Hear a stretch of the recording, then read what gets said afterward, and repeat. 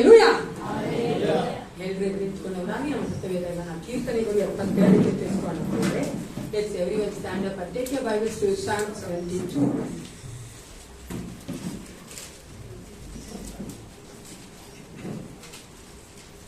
ಹನ್ನೆರಡರಿಂದ 19 ವಚನಗಳಿಗೆ ನಾವು ಉತ್ತರ ಪತ್ರ ಓದಿಕೊಳ್ಳುತ್ತೇವೆ. 20ನೇ ವಚನ ನಾವೆಲ್ಲರೂ ಒಟ್ಟಾಗಿ ಓದಿಕೊಳ್ಳುವರಾಗಿದ್ದೇವೆ. We are going to read from 12 to 19 responsibly, 20th verse together. ಮೊದಲನೇ ವಚನ ನನ್ನ ಬಲಗಡೆ ಓದಬೇಕು, 12ನೇ ವಚನ ನನ್ನ ಬಲಗಡೆ ಓದಬೇಕಾದ್ರೆ 13ನೇ ವಚನ ಎಡಗಡೆ ಓದಬೇಕು. 20ನೇ ವಚನ ಎಲ್ಲರೂ ಒಟ್ಟಾಗಿ ಓದಿಕೊಳ್ಳೋಣ. Let's read Psalm 72 12th verse. ನನ್ನ ಬಲಗಡೆ ಇರೋದು ಯಾಕೆಂದರೆ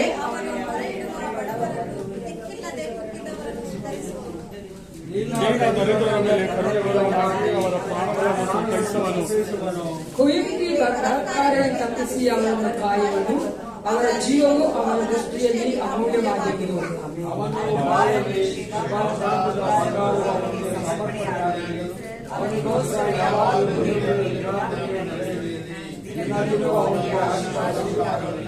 ದೇಶದಲ್ಲಿ ಬೆಟ್ಟಗಳ ಮೇಲೆಲ್ಲ ಬೆಳೆಯುವ ಸಮೃದ್ಧಿಯಾಗಲಿ,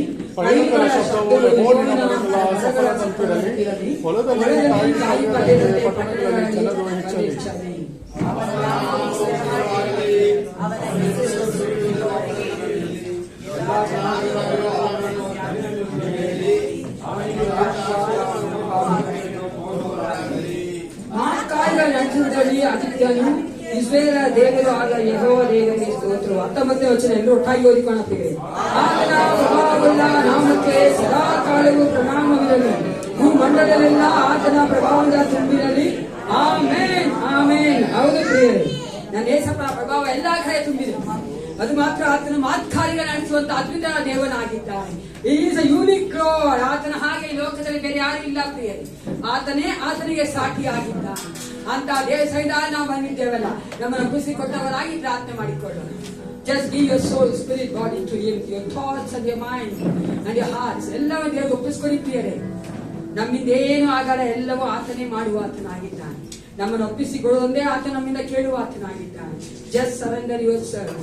ಈ ಒಂದು ಆರಾಧನೆಯ ಸಮಯದಲ್ಲಿ ಆತನನ್ನು ಸ್ತುತಿ ಮಾಡುತ್ತಾ, ಏಸಪ್ಪ ನಾವು ನಿನ್ನನ್ನು ಪ್ರೀತಿಸುತ್ತೇವೆ, ನೀವೇ ನಮ್ಮನ್ನು ಆಶೀರ್ವದಿಸಬೇಕು, ನೀವೇ ನಮ್ಮೊಟ್ಟಿಗಿದ್ದು ಯಾರು ನಡೆಸಿಕೊಡಬೇಕು ಅಂತ ಕೇಳಿದ್ದೀರಿ. Hallelujah. Hallelujah. Holy, holy, holy is your mighty name, Father. You're all powerful God, Jesus. ಅಪ್ಪ ನೀನೊಬ್ಬನೇ ಜೀವಿಸುವ, ನೀನೊಬ್ಬನೇ ಮರಣವನ್ನ ಗೆದ್ದಂತ ದೇವರು, ಪುನರುತ್ಥಾನ ದೇವನು. ಏಸಪ್ಪ ನೀನೊಬ್ಬನೇ ರಾಜ. ಬಾ, ನಿನ್ನ ಹಾಗೆ ಬೇರೆ ದೇವರು ಇಲ್ವಲ್ಲ ಕರ್ತನೆ. ಬಾ, ನಿನ್ನ ಹಾಗೆ ನಮ್ಮನ್ನ ಪ್ರೀತಿಸುವುದು ಯಾರು ಇಲ್ಲ ಏಸಪ್ಪ. ನಿನ್ನ ಪ್ರೀತಿ ಎಷ್ಟು ಅಪಾರವಾಗಿದೆ. ನಿನ್ನನ್ನೇ ನಿನ್ನ ಆಶೀರ್ವಾದ ಮೇಲೆ ನಮ್ಗಾಗಿ ಒಪ್ಪಿಸಿಕೊಟ್ಟಿಲ್ಲ. Hallelujah. Thank you for your sacrifice, Lord Jesus.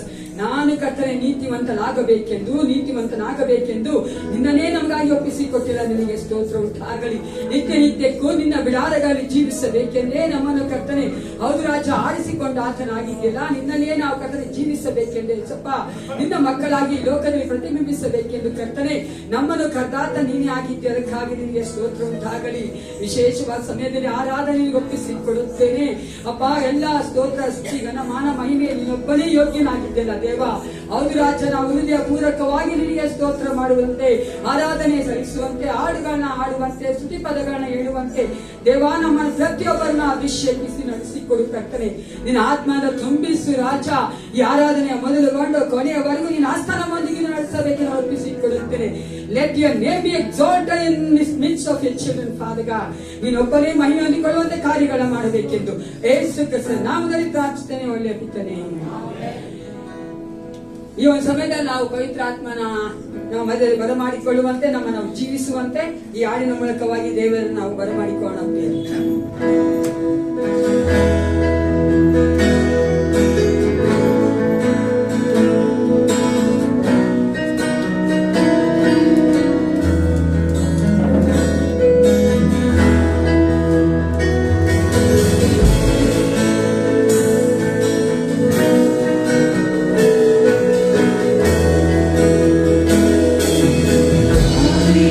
La la la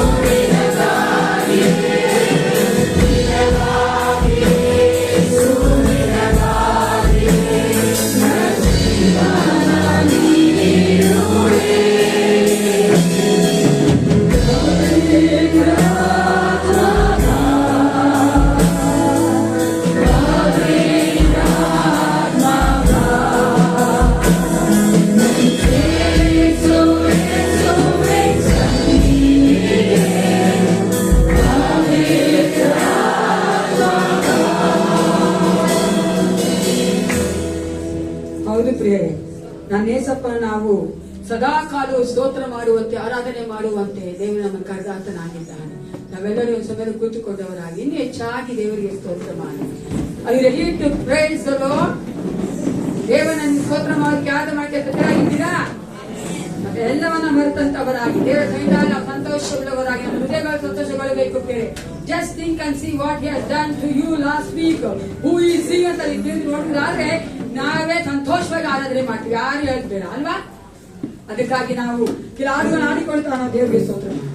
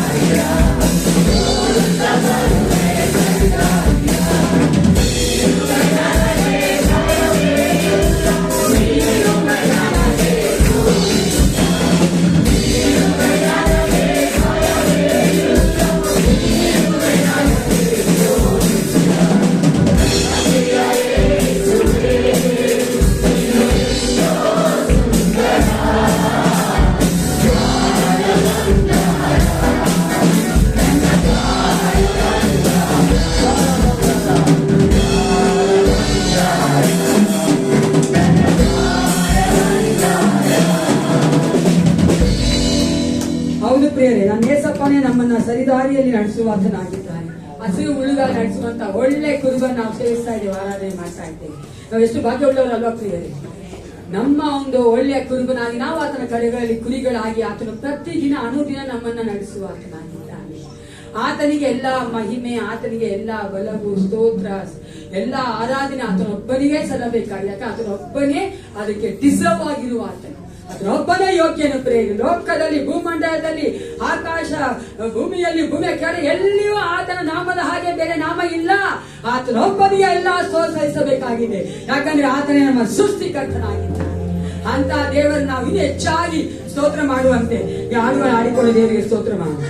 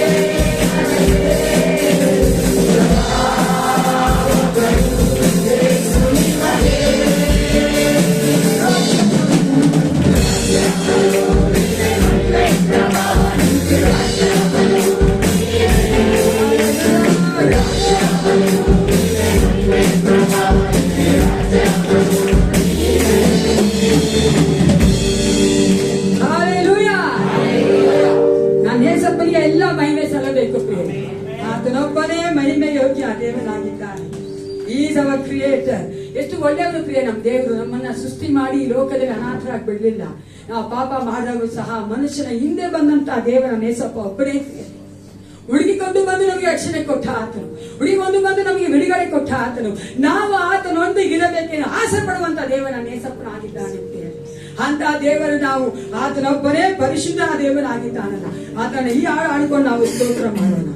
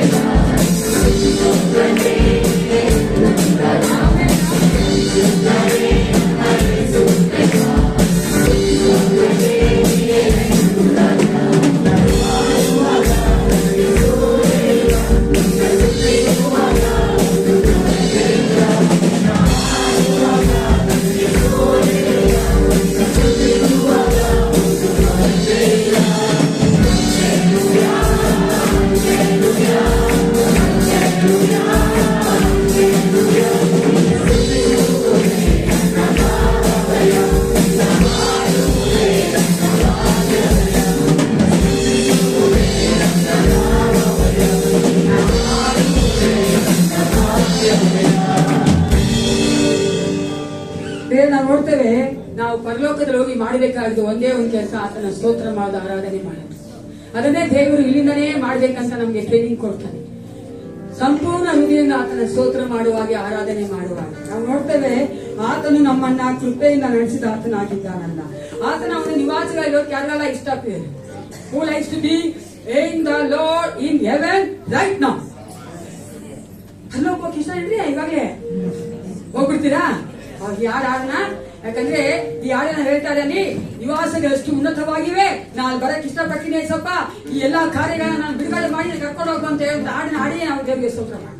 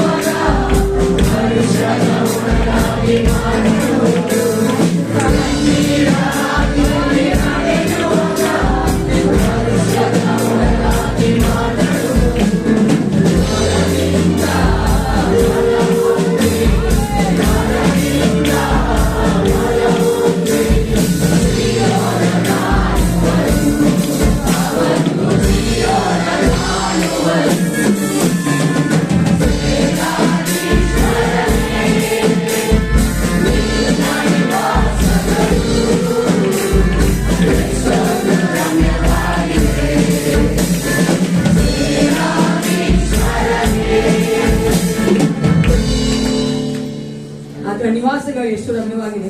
ಅದನ್ನ ನಾವು ಪರಲೋಕವಾಗಿ ನೋಡಿ ಮಾತ್ರ ಅಲ್ಲ, ಇಲ್ಲೇ ಭೂಲೋಕದಲ್ಲಿ ಆತನ ಸನ್ನಿಧಾನದಲ್ಲಿ ಆತನ ಒಂದು ಪ್ರಸನ್ನತೆ ಇರ್ಬೇಕಾದ್ರೆ ಅನುಭವಿಸಲಿವಾ ಇಲ್ವಾ? ಅದರ ಪ್ರಸನ್ನತೆ ಕೊಡುವಂತ ಸಂತೋಷ ಎಲ್ಲೂ ಕೊಳ್ಳಲಾಗ್ತಿದೆ. The presence of the Lord which gives joy, that will give us the strength. ಅಲ್ವಾ? ಒಂದು ಸಂತೋಷ, ಒಂದು ಸಮಾಧಾನ, ಆನಂದ ನಮಗೆ ಬಲವಾಗಿದೆ. ಅದಕ್ಕಾಗಿ ನಾವು ಆತನ ಎಷ್ಟು ಸ್ತೋತ್ರ ಮಾಡುವುದು ಸಾಧ್ಯ. ಈಗ ನಾವು ನಮ್ಮ ಸಭೆಯ ಪರವಾಗಿ, ವೈಯಕ್ತಿಕ ಜೀವಿತಗಳ ಪರವಾಗಿ, ನಮ್ಮ ಸಭೆಯ ಕುಟುಂಬದ ಎಲ್ಲಾ ಒಂದು ಕುಟುಂಬದ ಪರವಾಗಿ ನಮ್ಮ ಮದಂತ ಲೂಟ್ ಮೇರಿಯವರು ಸ್ತೋತ್ರ ಸಲ್ಲಿಸಬೇಕಂತ ಕೇಳ್ಕೊಡ್ತೀನಿ.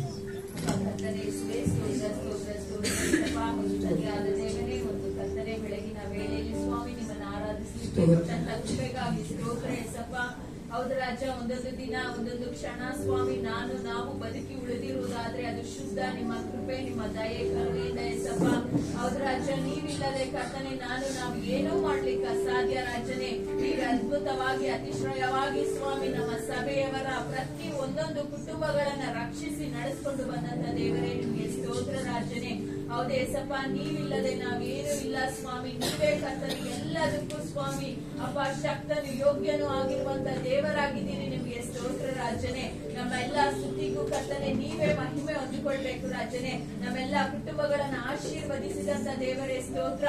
ನಮ್ಮೆಲ್ಲ ಹೋಗೋಣ ಬರೋಣ ಆಶೀರ್ವದಿಸಿದಂತ ದೇವರೇ ಸ್ತೋತ್ರ. ಕೆಲಸ ಮಾಡುವಂತ ಪ್ರತಿ ಒಬ್ಬೊಬ್ಬರ ಜೊತೆಯಲ್ಲಿ ನೀವಿದ್ದೀರಿ ಸ್ತೋತ್ರ ಸ್ತೋತ್ರ ರಾಜನೇ. ಅಪ್ಪ ತಂದೆ ಎಂದು ಕರೆಯುವಂತ ಭಾಗ್ಯವನ್ನು ಕೊಟ್ಟಿದ್ದೀನಿ ನಿಮ್ಗೆ ಸ್ತೋತ್ರ ರಾಜನೇ. ನಮ್ಮೆಲ್ಲ ಅನ್ನ ಪಾನಗಳನ್ನ ಆಶೀರ್ವದಿಸಿದ್ದೀನಿ ನಿಮ್ಗೆ ಸ್ತೋತ್ರ ಅಪ್ಪ. ಹೌದು ರಾಜನೇ, ಈ ದಿನ ನಾವು ಉಳಿದು ಕರ್ತನೆ ಅಪ್ಪ ಬದುಕಿರುವುದಾದ್ರೆ ಅದು ನಿಮ್ಮ ಶುದ್ಧ ಕೃಪೆಯಿಂದಲೇ ಸ್ತೋತ್ರ ರಾಜನೇ. ಹೌದು ರಾಜನೇ, ನೀವೇ ಕರ್ತನೆ ಅಪ್ಪ ಎಲ್ಲದಕ್ಕೂ ಪರಿಶುದ್ಧನಾದಂತ ದೇವರು, ಎಲ್ಲದಕ್ಕೂ ಯೋಗ್ಯನಾಗಿರುವಂತ ದೇವರು ನೀವಾಗಿದ್ದೀರಿ ಸ್ತೋತ್ರ ಅಪ್ಪ. ಹೌದು ರಾಜನೇ, ನಮ್ಮ ಸಭೆಯವರ ಪ್ರತಿ ಒಬ್ಬೊಬ್ಬರ ಜೀವಿತದಲ್ಲಿಯೂ ಸ್ವಾಮಿ ನೀವು ಅದ್ಭುತವಾಗಿ ಅತಿಶ್ರಯವಾಗಿ ಹೀಗೆ ನಡೆಸಿಕೊಂಡು ಬಂದಿದ್ದೀರಿ ನಿಮ್ಗೆ ಸ್ತೋತ್ರ ರಾಜನೇ. ನಮಗೆ ಒಳ್ಳೆ ಸಭೆಯನ್ನು ಕೊಟ್ಟಿದ್ದೀರಿ ಸ್ತೋತ್ರ, ಸಭಾ ಪಾಲಕರುಗಳನ್ನ ಕೊಟ್ಟಿದ್ದೀರಿ ನಿಮ್ಗೆ ಸ್ತೋತ್ರ ರಾಜನೇ. ನೀವೇ ಕರ್ತನೆ ಎಲ್ಲ ಸ್ತುತಿಗೂ ಸ್ತೋತ್ರಕ್ಕೂ ಕರ್ತನೆ ಪಾತ್ರನಾಗಿರುವಂತ ದೇವರಾಗಿದ್ದೀರಿ ನಿಮ್ಗೆ ಸ್ತೋತ್ರ. ನಮ್ಮೆಲ್ಲ ಸ್ತುತಿ ಸ್ತೋತ್ರವನ್ನ ಕರ್ತನೆ ನಮ್ಮನ್ನೇ ನಾವು ತಗ್ಗಿಸಿಕೊಂಡು ಸ್ವಾಮಿ ಯಾವಾಗಲೂ ಹೆಚ್ಚಿಸಲ್ಪಡ್ಬೇಕಾಗಿ ಎಲ್ಲವನ್ನು ಯೇಸುವಿನ ನಾಮದಲ್ಲಿ ಸ್ತೋತ್ರಗಳನ್ನು ಸಲ್ಲಿಸ್ತೇನೆ ನನ್ನ ಪ್ರೀತಿ ಉಳ್ಳ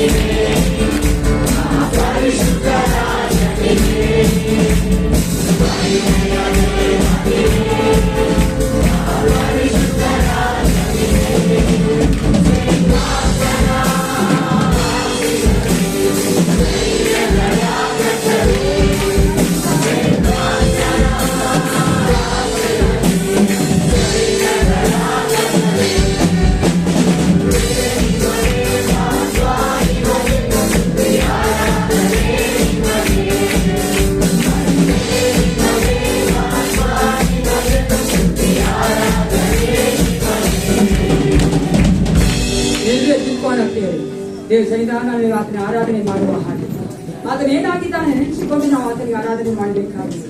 ನಮ್ಮನೆ ಆತನಿಗೆ ಸಂಪೂರ್ಣ ತಗ್ಗಿಸಿ ಒಪ್ಪಿಸಿಕೊಟ್ಟವರಾಗಿ ಆರಾಧನೆ ಮಾಡಬೇಕಾಗಿದೆ. ಆತ ನಮಗೆ ಮಾಡುವಂತ ಎಲ್ಲ ಉಪಕಾರ ನೆನೆಸಿಕೊಂಡು ಆತನಿಗೆ ಆರಾಧನೆ ಮಾಡಬೇಕಾಗಿದೆ. ಆತ ನಮ್ಮ ಜೀವಿತದಲ್ಲಿ ಏನೆಲ್ಲ ಮಹತ್ ಕಾರ್ಯಗಳನ್ನು ಮಾಡಿದ್ದಾನೆ.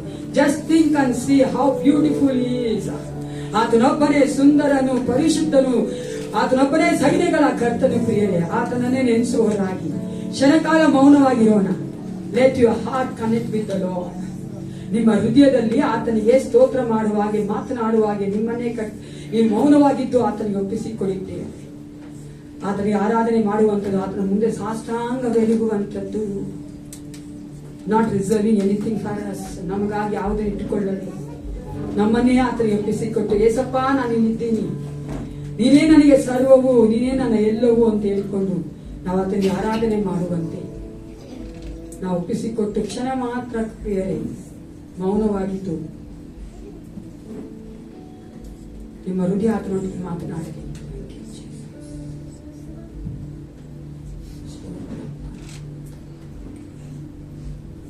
Lord, we exalt you.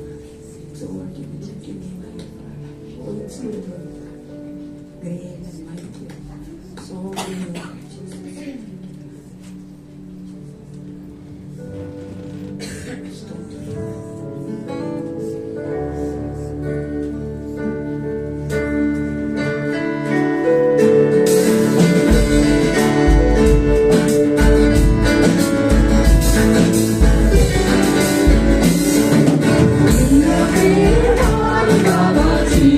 In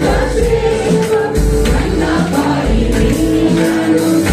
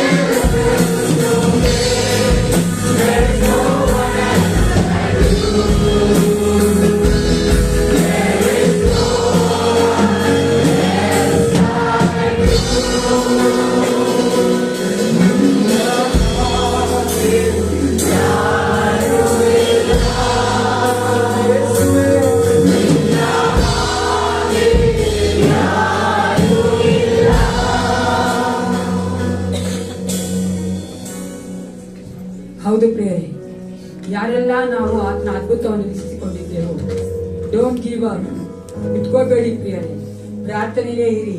ದೇವರು ಆದಷ್ಟು ಬೇಗ ಅದ್ಭುತ ನಿಮ್ಮ ಜೀವಿತಗಳಲ್ಲಿ ಮಾಡುವ ಆತನಾಗಿದ್ದಾನೆ. Is worthy. ನಮ್ಮ ನಂಬಿಕೆಗೆ ಯೋಗ್ಯವಾದ ದೇವನ ಆತನೇ ಆಗಿದ್ದಾನೆ ಪ್ರಿಯರೇ. ನಮ್ಮ ನಂಬಿಕೆಯಲ್ಲಿ ಒಂದು ಕಾಲಕ್ಕೂ ಆತನು ಫೇಲ್ ಮಾಡೋದಿಲ್ಲ. Jesus never fails.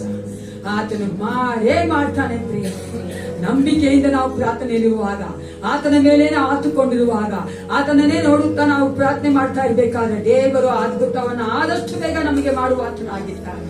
ಯಾಕಂದ್ರೆ ಆತನ ಅದ್ಭುತ ಸ್ವರೂಪ ದೇವನಾಗಿದ್ದಾನಲ್ಲ, ನಮ್ಮನ್ನ ಪ್ರೀತಿಸುವ ಆತನಾಗಿದ್ದಾನೆ ಪ್ರಿಯರೇ. Don't give up. ಬಿಟ್ಟುಕೊಡ್ಬೇಡಿ, ಮನಸ್ಸೋಲ್ಬೇಡ್ರಿ, ಸೋತೋಗ್ಬೇಡಿ, ನಂಬಿಕೆ ಕಳ್ಕೊಳ್ಬೇಡಿ. He is alive even today. ಆತನು ಜೀವಿಸುವ ಆತನಾಗಿದ್ದಾನೆ. ನಾವು ಪ್ರಾರ್ಥನೆ ಕೇಳೋದಕ್ಕೆ ಉತ್ತರಿಸೋಕೆ ಶಕ್ತ ದೇವನಾಗಿದ್ದಾನೆ. ಆತನು ಕೇಳುವಂತದ್ದು ಒಂದೇ ಒಂದು, ನಾವು ಆತನ ಪ್ರೀತಿಸುವಾಗ ಆತನ ಹತ್ತಿರ ಬರುವ ಆತನಾಗಿದ್ದಾನೆ. ನಾವು ಸಮೀಪದಲ್ಲಿರುವ ಆತನಾಗಿದ್ದಾನೆ. ನಮ್ಮನ್ನು ಬಿಡುಗಡೆ ಮಾಡುವ ಆತನಾಗಿದ್ದಾನೆ. ನಮಗೆಲ್ಲವನ್ನು ಕೊಡುವ ಆತನಾಗಿದ್ದಾನೆ ಪ್ರಿಯರೇ. ಎಲ್ಲಕ್ಕಿಂತ ಹೆಚ್ಚಾಗಿ ಆತನೇ ಪ್ರೀತಿ ಮಾಡಿ, ಎಲ್ಲರಿಗಿಂತ ಹೆಚ್ಚಾಗಿ ಆತನೇ ಪ್ರೀತಿ ಮಾಡಿ ಪ್ರಿಯರೇ. ಆತ ನಮ್ಗೆಲ್ಲವನ್ನು ಕೊಡುವ ಆತನಾಗಿದ್ದಾನೆ. Thank you Jesus. ಹಲ್ಲೆಲೂಯಾ. ಎಲ್ಲ ಸ್ತುತಿ ಸ್ತೋತ್ರ ಘನ ಮಾನ ಮಹಿಮೆ ನಿನಗೆ ಸಲ್ಲಿಸುತ್ತೇವೆ. ಯೇಸು ಕ್ರಿಸ್ತನ ನಾಮದಲ್ಲಿ ನಾನು ಸಲ್ಲಿಸುತ್ತೇನೆ. ಹೊಸ ಒಡಂಬಡಿಕೆಯ ಓದುವುದಕ್ಕಾಗಿ ಸತ್ಯವೇದಗಳನ್ನ New Testament reading 1 Corinthians chapter 13. ಮೊದಲನೇ ಕೊರಿಂಥರಿಗೆ ಬರೆದ ಪತ್ರಿಕೆ 13ನೇ ಅಧ್ಯಾಯ.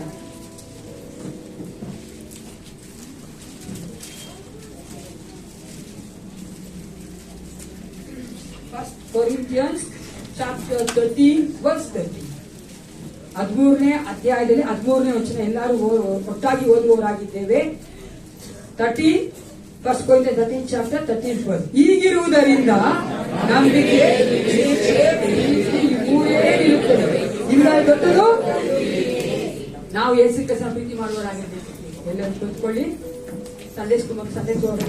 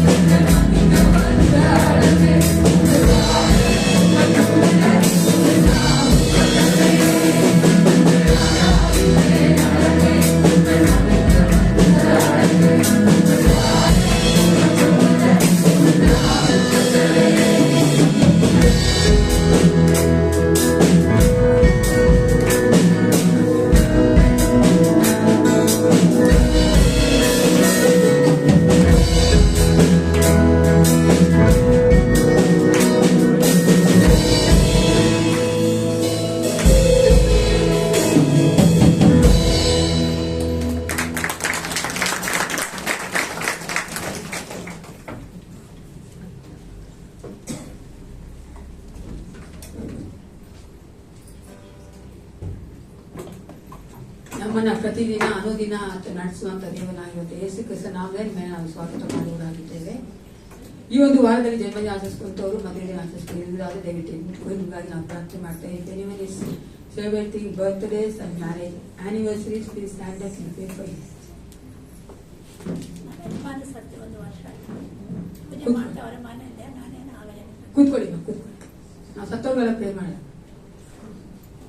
ಜೀವಂತವಾಗಿರೋರಿಗೆ, ಬರ್ತಡೇ ಮಾಡ್ಕೊಳ್ಳೋರಿಗೆ, ಮ್ಯಾರೇಜ್ ಆನ್ಸರ್ ಮಾಡ್ಕೊಳ್ಳೋರಿಗೆ ಪ್ರಾರ್ಥನೆ ಮಾಡೋಣ. ಅವ್ರು ಪೂಜೆ ಮಾಡ್ಕೊಳ್ಳಿ, ನೀವು ಯೋಚನೆ ಮಾಡಿ. ಒಂದು ನಿಮಿಷ ಕೊಡ್ತೀನಿ, ಮರ್ತೋಗ್ತಿರ್ತೀರ, ನೆನಪಿಸ್ಕೊಳ್ಳಿ. ಪ್ರಾರ್ಥನೆ ಮಾಡ್ಕೊಳ್ಳೋಣ. ಸೇನಾಧೀಶವಾದ ಪರಲೋಕ ತಂದೆ ಅಪ್ಪ, ಕಿತ್ತನೆ ಒಂದು ಸಮಯಕ್ಕಾಗಿ ನಿನಗೆ ಕೋಟಿ ಕೋಟಿ ಸ್ತೋತ್ರ ಉಂಟಾಗಲಿ.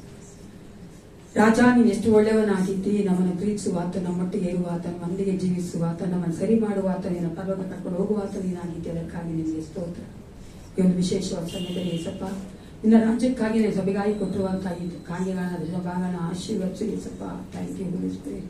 ಅದು ನೀನು ಕೊಟ್ಟಂತ ಬಲದಿಂದ ಸಾಮರ್ಥ್ಯ ಸಂಪಾದಿಸೋದು ಕರ್ತನೆ. Yes, it's nothing of us father god.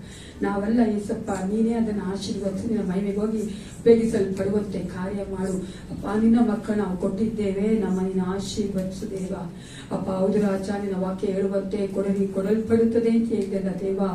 ನಾವಿನ್ನು ಹೆಚ್ಚಾಗಿ ನಿನ್ನ ಆತ್ಮಿಕ ಆಶೀರ್ವಾದಗಳನ್ನ ಹೊಂದಿಕೊಳ್ಳುವಂತೆ, ಈ ಲೋಕದಲ್ಲಿ ನಿನಗಾಗಿ ಜೀವಿಸುವಂತೆ, ಈ ಲೋಕದ ಸೇವೆಗಳಿಗೆ ಅನೇಕರೇ ಕೊಡುವಂತೆ ಏಸಪ್ಪ, ನೀನೇ ನನ್ನ ಮಕ್ಕಳನ್ನ ಹೌದು ರಾಜ ಆಶೀರ್ವದಿಸಬೇಕು ನಾನು ಬೇಡುತ್ತೇನೆ. ನಮ್ಮ ಸಭೆ ಒಬ್ಬ ಮಕ್ಕಳಾದರೂ ಏಸಪ್ಪ, ಒಂದು ಕುಟುಂಬವಾದರೂ ಆರ್ಥಿಕವಾಗಿ ಕಟ್ಟನೆ ಕಷ್ಟ ಪಡಬಾರ್ದು ದೇವ. ಹೌದು ರಾಜ, ಪರರಲ್ಲಿ ಕೈ ಚಾಚಬಾರ್ದು ಏಸಪ್ಪ. ಆ ರೀತಿಯಾಗಿ ನಾನು ಆಶೀರ್ವದಿಸಬೇಕು ನಾನು ಬೇಡಿಕೊಳ್ತೇನೆ. ಆಶೀರ್ವಾದವ ಮಕ್ಕಳಿಗೆ ಕಟ್ಟನೆ ಏಸಪ್ಪ, ಹೌದು ರಾಜ, ಅನೇಕರಿಗೆ ಕೊಡುವಂತೆ ಕಟ್ಟನೆ ಆ ಮಕ್ಕಳನ್ನ ಬಲಪಡಿಸಬೇಕು ನಾನು ಒಪ್ಪಿಸಿಕೊಡುತ್ತೇನೆ. ಆಶೀರ್ವದಿಸು, ಬಲಪಡಿಸು, ವಾಕ್ಯದ ಮೂಲಕವಾಗಿ ನಿನ್ನ ಮಕ್ಕಳೊಟ್ಟಿಗೆ ಮಾತನಾಡು. ನಿನ್ನ ಮಕ್ಕಳ ನೀನೇ ಆಶೀರ್ವದಿಸಿ ನಡೆಸಬೇಕೆಂದು ಯೇಸು ಕ್ರಿಸ್ತನ ನಾಮದಲ್ಲಿ ಪ್ರಾರ್ಥಿಸ್ತೇನೆ. ಒಳ್ಳೆ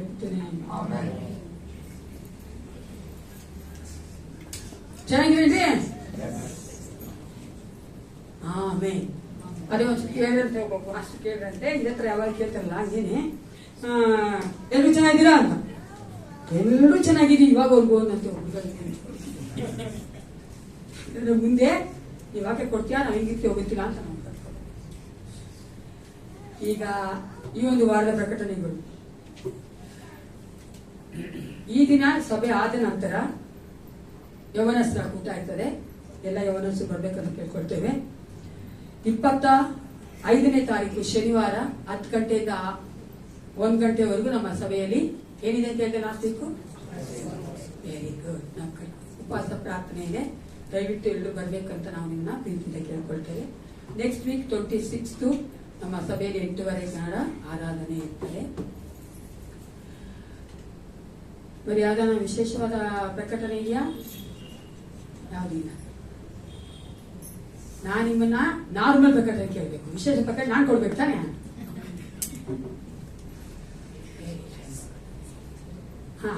art book, thank you tenders. Art book ನಾವು ಲಾಸ್ಟ್ ವೀಕ್ ಮಾಡ್ಬಿಟ್ಟು ಹೇಳಕ್ಕೆ, ನಾವು ಆರ್ಟ್ ಬುಕ್ ನ ಪ್ರಿಂಟ್ ಮಾಡಿಸಿದೀವಿ. ಅಂದ್ರೆ ಹೊಸದಾಗಿ ಮಾಡಿಸಿದೀವಿ, ಹೊಸ ಬುಕ್ ನ ತಿರುಗಿ ನಾವು ಪ್ರಿಂಟ್ ಮಾಡಿಸಿದೀವಿ. ಯಾಕಂದ್ರೆ ಖಾಲಿ ಆಗಿತ್ತು. ದಯವಿಟ್ಟು ನೀವು ಬೇಕಂದ್ರೆ ಟೈಟಲ್ಸ್ ಬಿಡೋದನ್ನ ನೀವು ಕನ್ಸಲ್ಟ್ ಮಾಡಬೇಕು. 200 ರೂಪಾಯಿ ಕೊಟ್ಟು ನೀವು ಇಸ್ಕೊಂಡು ಹೋಗ್ಬೋದು. ನೆಕ್ಸ್ಟ್ ವೀಕ್ 200 ರೂಪಾಯಿ ಕೊಟ್ಟರು ಪರವಾಗಿಲ್ಲ, ಬುಕ್ ತಗೊಂಡು ಸರಿನಾ? ಯಾಕಂದ್ರೆ ಅನೇಕರು ಬಂದ ಅಂತ ಕೇಳ್ಕೊಂಡು ಜಾನಕಿ ಸಿಸ್ಟರ್ ತಗೊಂಡೋಗಿದ್ದಾರೆ. ಅನೇಕರು ಕೇಳ್ಕೊಂಡಿದ್ದೀರಾ, ನೀವು ತಗೊಂಡ್ಬೋದು ಬುಕ್ ನ. ಆಮೇಲೆ ಕೂಡ ದುಡ್ಡು ಕೊಡ್ಬೋದು, ನೋ ಪ್ರಾಬ್ಲಮ್. ಟೈಟಲ್ಸ್ ಅವನ್ನ ನೀವು ಕನ್ಸಲ್ಟ್ ಮಾಡಬೇಕು. ಈ ದಿನ ಈ ಒಂದು ಆರಾಧನೆ ಆದ್ಮೇಲೆ, ಆರಾಧನೆ ಮೆಸೇಜ್ ಆದ್ಮೇಲೆ ಸಂಡೇ ಸ್ಕೂಲ್ ಮಕ್ಕಳಿಗೆ ಗಿಫ್ಟ್ ಅಂದ್ರೆ ಪ್ರೈಸ್ ಡಿಸ್ಟ್ರಿಬ್ಯೂಷನ್ ಇದೆ. ನಮ್ಮ ಸಂಡೇ ಸ್ಕೂಲ್ ಪ್ರೆಸಿಡೆಂಟ್ ಆದ ರೇಚಲ್ ಅವರು ಹೇಳಿದ್ರು, ನಾನು ಮಾಡ್ತಂತೆ. ಅದಕ್ಕೋಸ್ಕರವಾಗಿ ದಯವಿಟ್ಟು ನೀವು ಕೂತಿರ್ಬೇಕು, ಓಕೆನಾ? ಮೆಸೇಜ್ ಆದ್ಮೇಲೆ ಏನ್ ಮಾಡಬೇಕು? ಓಡೋಗ್ಬಾರ್ದು ದಯವಿಟ್ಟು. ಆಮೇಲೆ ನಿಮ್ಮ ಮಕ್ಕಳೇ ಅವರು, ನಿಮ್ಮ ಮಕ್ಕಳು ಪ್ರೈಸ್ ತಗೊಂಡ್ಮೇಲೆ ನೀವು ಚಪ್ಪಾಳೆ ತಟ್ಟಿ ಆಮೇಲೆ ಸಮಾಧಾನ ಮನೆಗೆ ಹೋಗ್ಬೇಕು, ಓಕೆನಾ? ಈಗ ನಾವು ವಾಕ್ಯ ಕೆಳಗೆ ಹೋಗ್ತಾ ಇದ್ದೇವೆ. ನಮ್ಮ ಮಧ್ಯೆ ಅಂತ ರೆವರೆಂಡ್ ಸೈಮನ್ ಅವರು ಮುಂದೆ ಬಂದು ವಾಕ್ಯ ಕೊಟ್ಟು ಕೇಳ್ಕೊಳ್ತೇನೆ.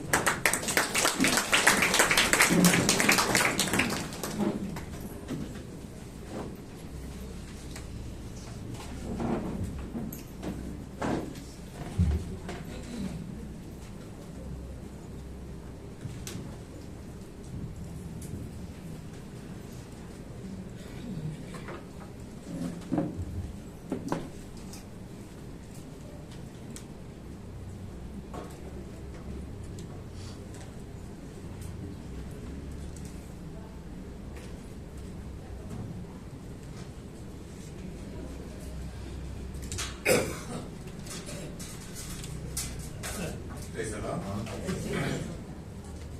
Are you happy? ಸಂತೋಷವಾಗಿದ್ದೀರಾ? So when Pastor announced youth to stay back, so you're all looking at one another. Who is the youth among us? Am I? ಯೌವನಸ್ಥರು ಇರ್ಬೇಕು ಸಭೆ ಆದ್ಮೇಲೆ ಅಂದ ತಕ್ಷಣ ನೀವು ಒಬ್ರೊಬ್ರು ನೋಡ್ಕೊಂತಾ ಇದ್ದೀನಿ, ನಾನು ಯೌವನಸ್ಥನ ಅಂತ. Also we read Corinthians 13 chapter.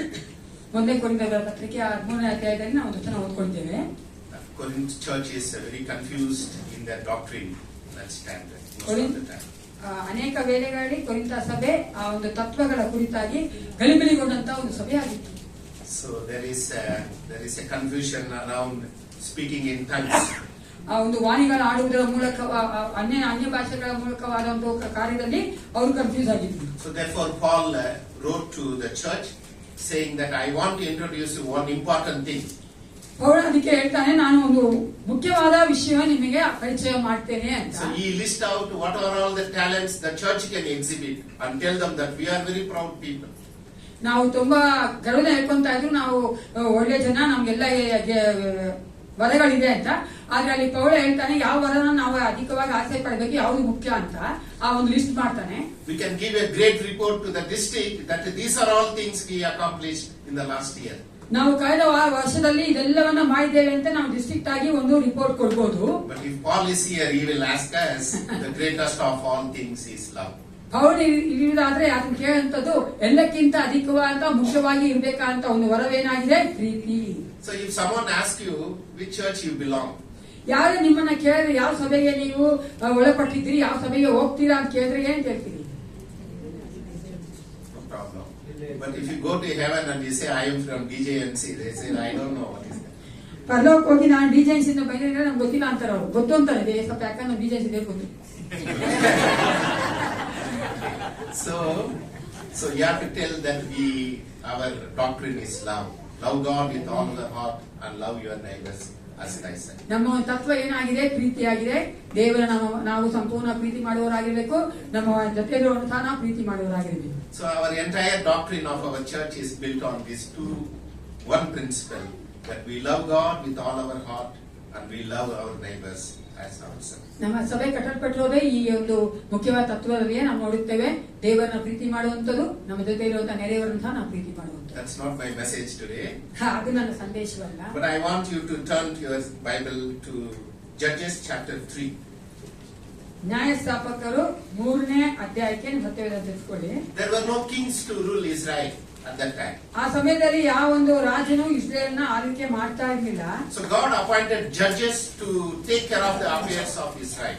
ದೇವರು ನ್ಯಾಯಸ್ಥಾಪಕರನ್ನ ಆತನು ಕಳಿಸಿಕೊಟ್ಟನು, ಅವರನ್ನ ನ್ಯಾಯ ತೀರಿಸೋದಕ್ಕಾಗಿ, ಆಳ್ವಿಕೆ ಮಾಡೋದಕ್ಕಾಗಿ.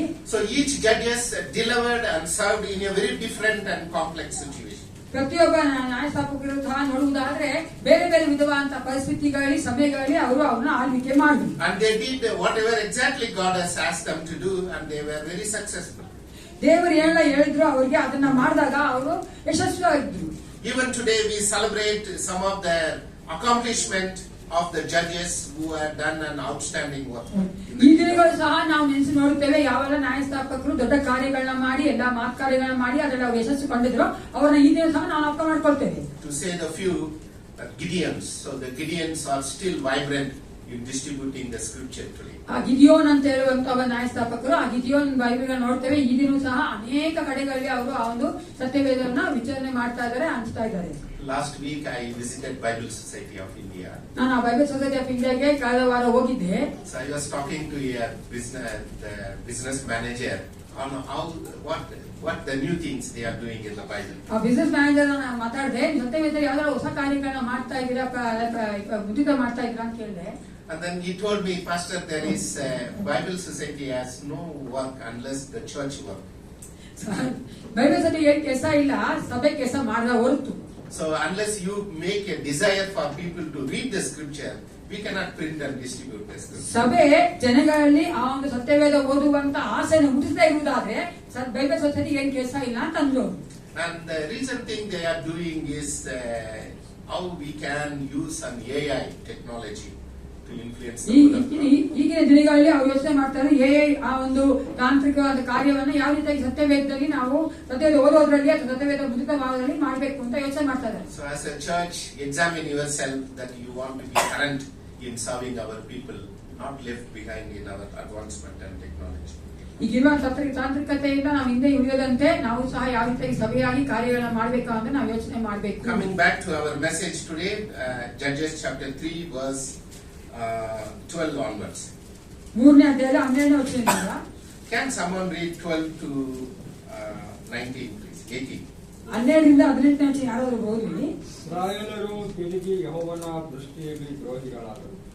ಆತನು ಅವರ ದ್ರೋಹದ ನಿಮಿತ್ತ ಮೋವಾಬ್ಯರ ಅರಸನಾದ ಎಗ್ಲೋನನನ್ನು ಅವರಿಗೆ ವಿರೋಧವಾಗಿ ಬಲಪಡಿಸಿದನು. ಇವನ ಅಮ್ಮೋನಿಯರನ್ನು ಅಮಲೇಕ್ಯರನ್ನು ಕೂಡಿಸಿಕೊಂಡು ಹೊರಟು ಬಂದರು. ಇಸ್ರಾಯೇಲನ್ನು ಸೋಲಿಸಿ ಖರ್ಜೂರ ನಗರವನ್ನು ಹಿಡಿದರು. ಇಸ್ರಾಯೇಲರು ಅವನಿಗೆ 18 ವರ್ಷ ದಾಸರಾಗಿದ್ದರು. ಅವರು ಯೆಹೋವನಿಗೆ ಮರಳಲು ಆತನು ಅವರನ್ನು ರಕ್ಷಿಸಲಿಕ್ಕೋಸ್ಕರ ಬೆನ್ಯಾಮೀನ್ ಕುಲದ ನೇರನ ಮಗನಾದ ಯೆಹೂದನನ್ನು ಎಬ್ಬಿಸಿದನು. ಅವನು ಎಡಚಾನಾಗಿದ್ದನು. ಇಸ್ರಾಯೇಲರು ಅವನ ಮೂಲಕವಾಗಿ ಮೋವಾಬ್ಯರ ಅರಸನಾದ ಎಗ್ಲೋನನಿಗೆ ಕಪ್ಪವನ್ನು ಕಳಿಸಿದರು. ಅವನು ತನಗೋಸ್ಕರ ಒಂದು ಉದ್ದವಾದ ಬಾಯಿ ಕತ್ತಿಯನ್ನು ಮಾಡಿ ಅದನ್ನು ಬಟ್ಟೆಗಳ ಕೆಳಗೆ ಬಲಗಡೆ ದೊಡ್ಡಕ್ಕೆ ಕಟ್ಟಿಕೊಂಡು ಹೋಗಿ ಮೋವಾಬ್ಯರ ಅರಸನಾದ ಎಗ್ಲೋನನಿಗೆ ಕಪ್ಪವನ್ನು ಒಪ್ಪಿಸಿದನು. ಎಗ್ಲೋನನು ಬಲು ಕೊಬ್ಬಿದವನು. ಯೆಹೂದನು ಕಪ್ಪವನ್ನು ಒಪ್ಪಿಸಿದನೆಲ್ಲ ಅವನನ್ನು ಹೊತ್ತುಕೊಂಡು ಬಂದ ಆಳುಗಳನ್ನು ಕಳುಹಿಸಿ ಬಿಟ್ಟು ತಾನು ಗಿಲ್ಯಾದಿನಲ್ಲಿರುವ ವಿಗ್ರಹ ಸ್ಥಳದಿಂದ ಹಿಂದಿರುಗಿ ಎಗ್ಲೋನನ ಬಳಿಗೆ ಬಂದು, ಅರಸೇ, ನಿನಗೆ ತಿಳಿಸತಕ್ಕದೊಂದು ರಹಸ್ಯವನ್ನೇ ಅಂದನು. ಆಗ ಅರಸನು ನಿಶ್ಶಬ್ದಾನಲು ಅವನ ಸೇವಕರೇ ಹೊರಗೆ ಹೊರಟರು. ಅರಸನು ತನ್ನ ತಂಪಾದ ಮೇಲುಪಡಿಗೆಯಲ್ಲಿ ಒಬ್ಬನೇ ಕುಳಿತುಕೊಂಡಿದ್ದಾಗ ಯೆಹೂದನು ಅವನ ಬಳಿಗೆ ಹೋಗಿ, ನಿನಗೆ ಹೇಳಬೇಕಾದ ದೈವೋಕ್ತಿ ಅನ್ನಲು ಅವನು ತನ್ನ ಸಿಂಹಾಸನದಲ್ಲಿದ್ದನು. ಆಗ ಯೆಹೂದನು ಎಡಗೈ ಚಾಚಿ ಬಲಗೈಯ ಸೊಂಟ ಕಟ್ಟಿದ್ದ ಕತ್ತಿಯನ್ನು ಹಿಡಿದು ಅವನ ಹೊಟ್ಟೆಯಲ್ಲಿ ತಿವಿದನು. ಹಲವು ಇಡಿಯು ಹೊಟ್ಟೆಯೊಳಗೆ ಹೊಕ್ಕವು. ಅವರ ಕತ್ತಿಯನ್ನು ಹೊರಗೆ ತೆಗೆದ ಕೊಬ್ಬು ಹಲವು ಸುತ್ತಿಕೊಂಡಿತು. ಮಲ ಹೊರಗೆ ಬಂದಿತ್ತು. ಯೆಹೂದನು ಪಡಸಾಲೆಗೆ ಬಂದು ಆ ಮೇಲುಪ್ಪರಿಗೆಯ ಕಣವನ್ನು ಮುಚ್ಚಿ ಬೀಗ ಹಾಕಿ ಹೊರಟು ಹೋದನು. So you know the story. ಆ ಕಥೆ ನಿಮ್ಗೆ ಗೊತ್ತು. I was referring my notes. I did preach this sermon here before. ನಾನು ನನ್ನ ನೋಟ್ಸ್ ನೋಡ್ತಾ ಇದ್ದಾಗ ಈ ಒಂದು ಸಂದೇಶವನ್ನ ಈ ಸಭೆಯಲ್ಲಿ ಕೊಟ್ಟಿದ್ದೀನಿ ಅಂತ ಅನ್ಕೊಂಡೆ. So therefore I thought to change it, but I thought why not to test how much knowledge our people have. ನಾನು ಬದಲಾಯಿಸ ನೋಡಿದೆ, ಅಲ್ಪ ನನ್ನ ಜನಗಳಿಗೆ ಎಷ್ಟು ಆ ಒಂದು ಇದ್ರ ಭಯ ಜ್ಞಾಪಕ ಇದೆ ಅಂತ ನೋಡೋಣ ಅಂತ ನಾನು ತಿರುಗಿ ಅದನ್ನೇ ಕೊಡ್ತಾ ಇದ್ದೀನಿ. Also I have gathered some more information about this man and the mission he accomplished. ಆ ಮನುಷ್ಯನ ಕುರಿತಾಗಿ ಹೆಚ್ಚಾದ ಒಂದು ವಿವರಗಳನ್ನ ತಿಳ್ಕೊಂಡು ಬಂದಿದ್ದೇನೆ. So youth is very insignificant, very small and very short-lived person, judges in the Bible. ಆ ಒಂದು ನ್ಯಾಯಸ್ಥಾಪಕರಾದ ಯೆಹೂದ ಆತನು ನೋಡುವುದಾದ್ರೆ ಆ ಚಿಕ್ಕದಾಗಿರುವ ಆತನು, ಚಿಕ್ಕದಾಗಿ ಆತನ ಕಾರ್ಯಗಳನ್ನ ಮಾಡಿದ ಆತನು, ಚಿಕ್ಕ ಸಮಯದ ಸ್ವಲ್ಪ ಸಮಯದ ಇದ್ದ ಆತನು. His story and mission is only recorded from chapter 3 verse 12 to 30. That's all his life. ಆ 3ನೇ ಅಧ್ಯಾಯದ 12ರಿಂದ 30 ಅಷ್ಟೇ ಆತನ ಬಗ್ಗೆ ಹೇಳಲ್ಪಟ್ಟಿರೋದು. ಅಷ್ಟೇ ಚಿಕ್ಕದಾದ ಒಂದು ಜೀವನ ಕಾಲ ಆತನು. Who is this man? ಈ ಮನುಷ್ಯ ಏನಾಗಿದ್ದಾನೆ? ಯಾರಾಗಿದ್ದ? He comes from the tribe of Benjamin. ಆತನು ಬೆನ್ಯಾಮೀನ್ ಕುಲದಿಂದ ಬಂದ ಆತನು. Many people in the Benjaminite tribe are left-handed people. ಅವರು ಎಡಗೈಯವರು. Okay, the Benjaminite people are very important in the mission of God. ಆ ಬೆನ್ಯಾಮೀನ್ ಕುಲದವರು ದೇವರ ಒಂದು ಸೇವೆಯಲ್ಲಿ ಬಹಳ ಮುಖ್ಯವಾಗಿರುವಂತರು. The Benjaminite tribe are derived from the only brother of Joseph, the biological brother. ಆ ಒಂದು ಯೋಸೇಫನೊಬ್ಬನೇ ಬೆನ್ಯಾಮೀನಿಗೆ ಒಬ್ಬ ಸಹೋದರನಾಗಿ ನಾವು ನೋಡುತ್ತೇವೆ. There are other brothers, but directly the Benjamin is the one who share the relationship with Joseph. ಅಂದ್ರೆ ಯೋಸೇಫನೊಟ್ಟಿಗೆ ಹುಟ್ಟಿದಂತಹ ಬೆನ್ಯಾಮೀನ್ ಮಾತ್ರ ನೋಡುತ್ತೇವೆ. ಬೇರೆ ಅಣ್ಣಂದರಿದ್ರು ಸಹ ಆತನ ಮಾತ್ರನೇ ಆತನೊಟ್ಟಿಗೆ ಹುಟ್ಟಿದವನು.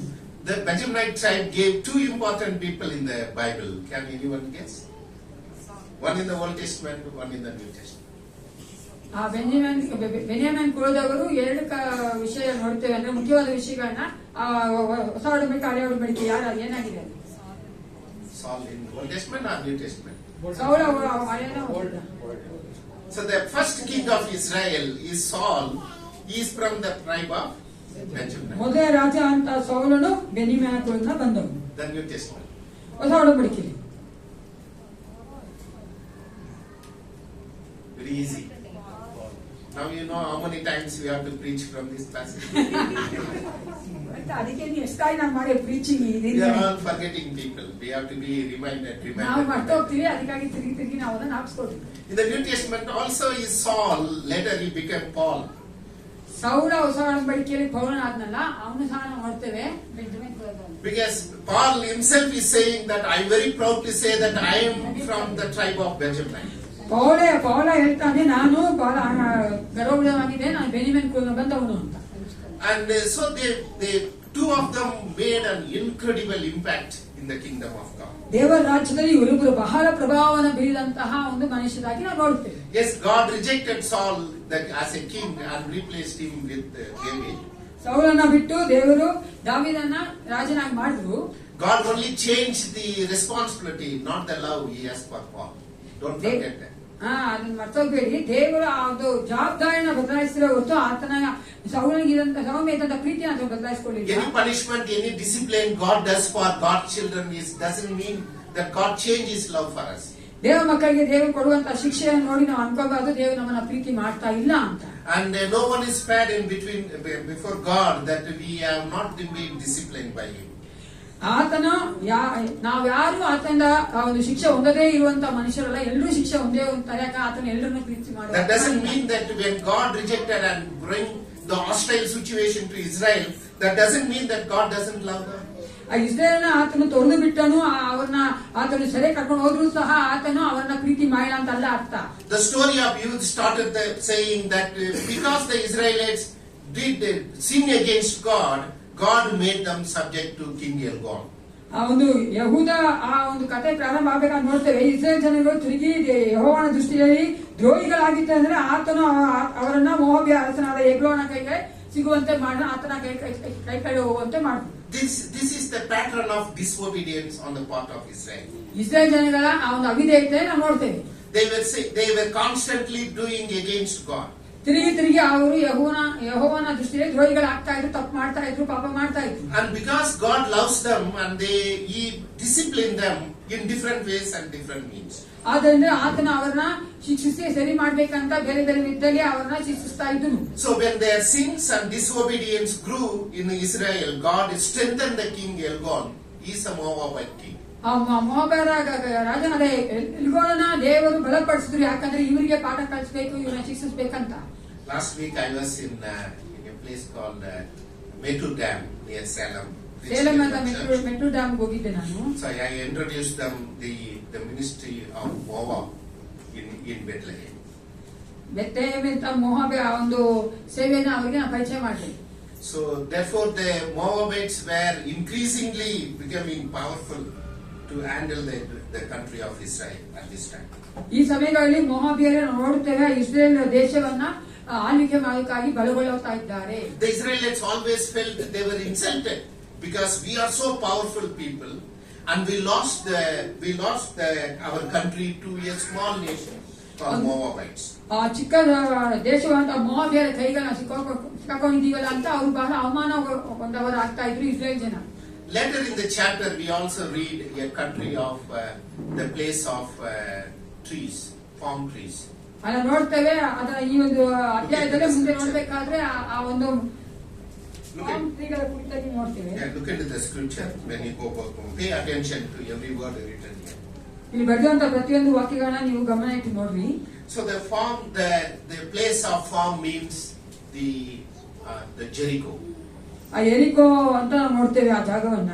And if you have a chance to go to Jericho, you can actually go if you travel from Bangalore to Dubai and Dubai to Amman. ಬೆಂಗಳೂರಿಂದ ದುಬೈಗೆ, ದುಬೈಯಿಂದ ಅಮ್ಮನ್ಗೆ ಹೋಗ್ಬೇಕು ನೀವು ಜೆರಿಕೋಗೆ ಹೋಗ್ಬೇಕಂದ್ರೆ. And then take a taxi from Amman to the Mount Nebo where Moses was there and continue your journey to the place called the Jericho. ಆ ಒಂದು ಪರ್ವತ ನೇಬೋ ಎಲ್ಲಿ ಮೋಸ ಇದ್ನೋ ಆ ಜಾಗಕ್ಕೆ ಹೋಗ್ಬೇಕು ನಾವು. ಅದ ನಂತರ ನೋಡ್ತೇವೆ ಆ ಒಂದು ಜೆರಿಕೋಗೆ ಹೋಗ್ಬೇಕು. And till present, even today, the portion of the Jericho is also a litigated place.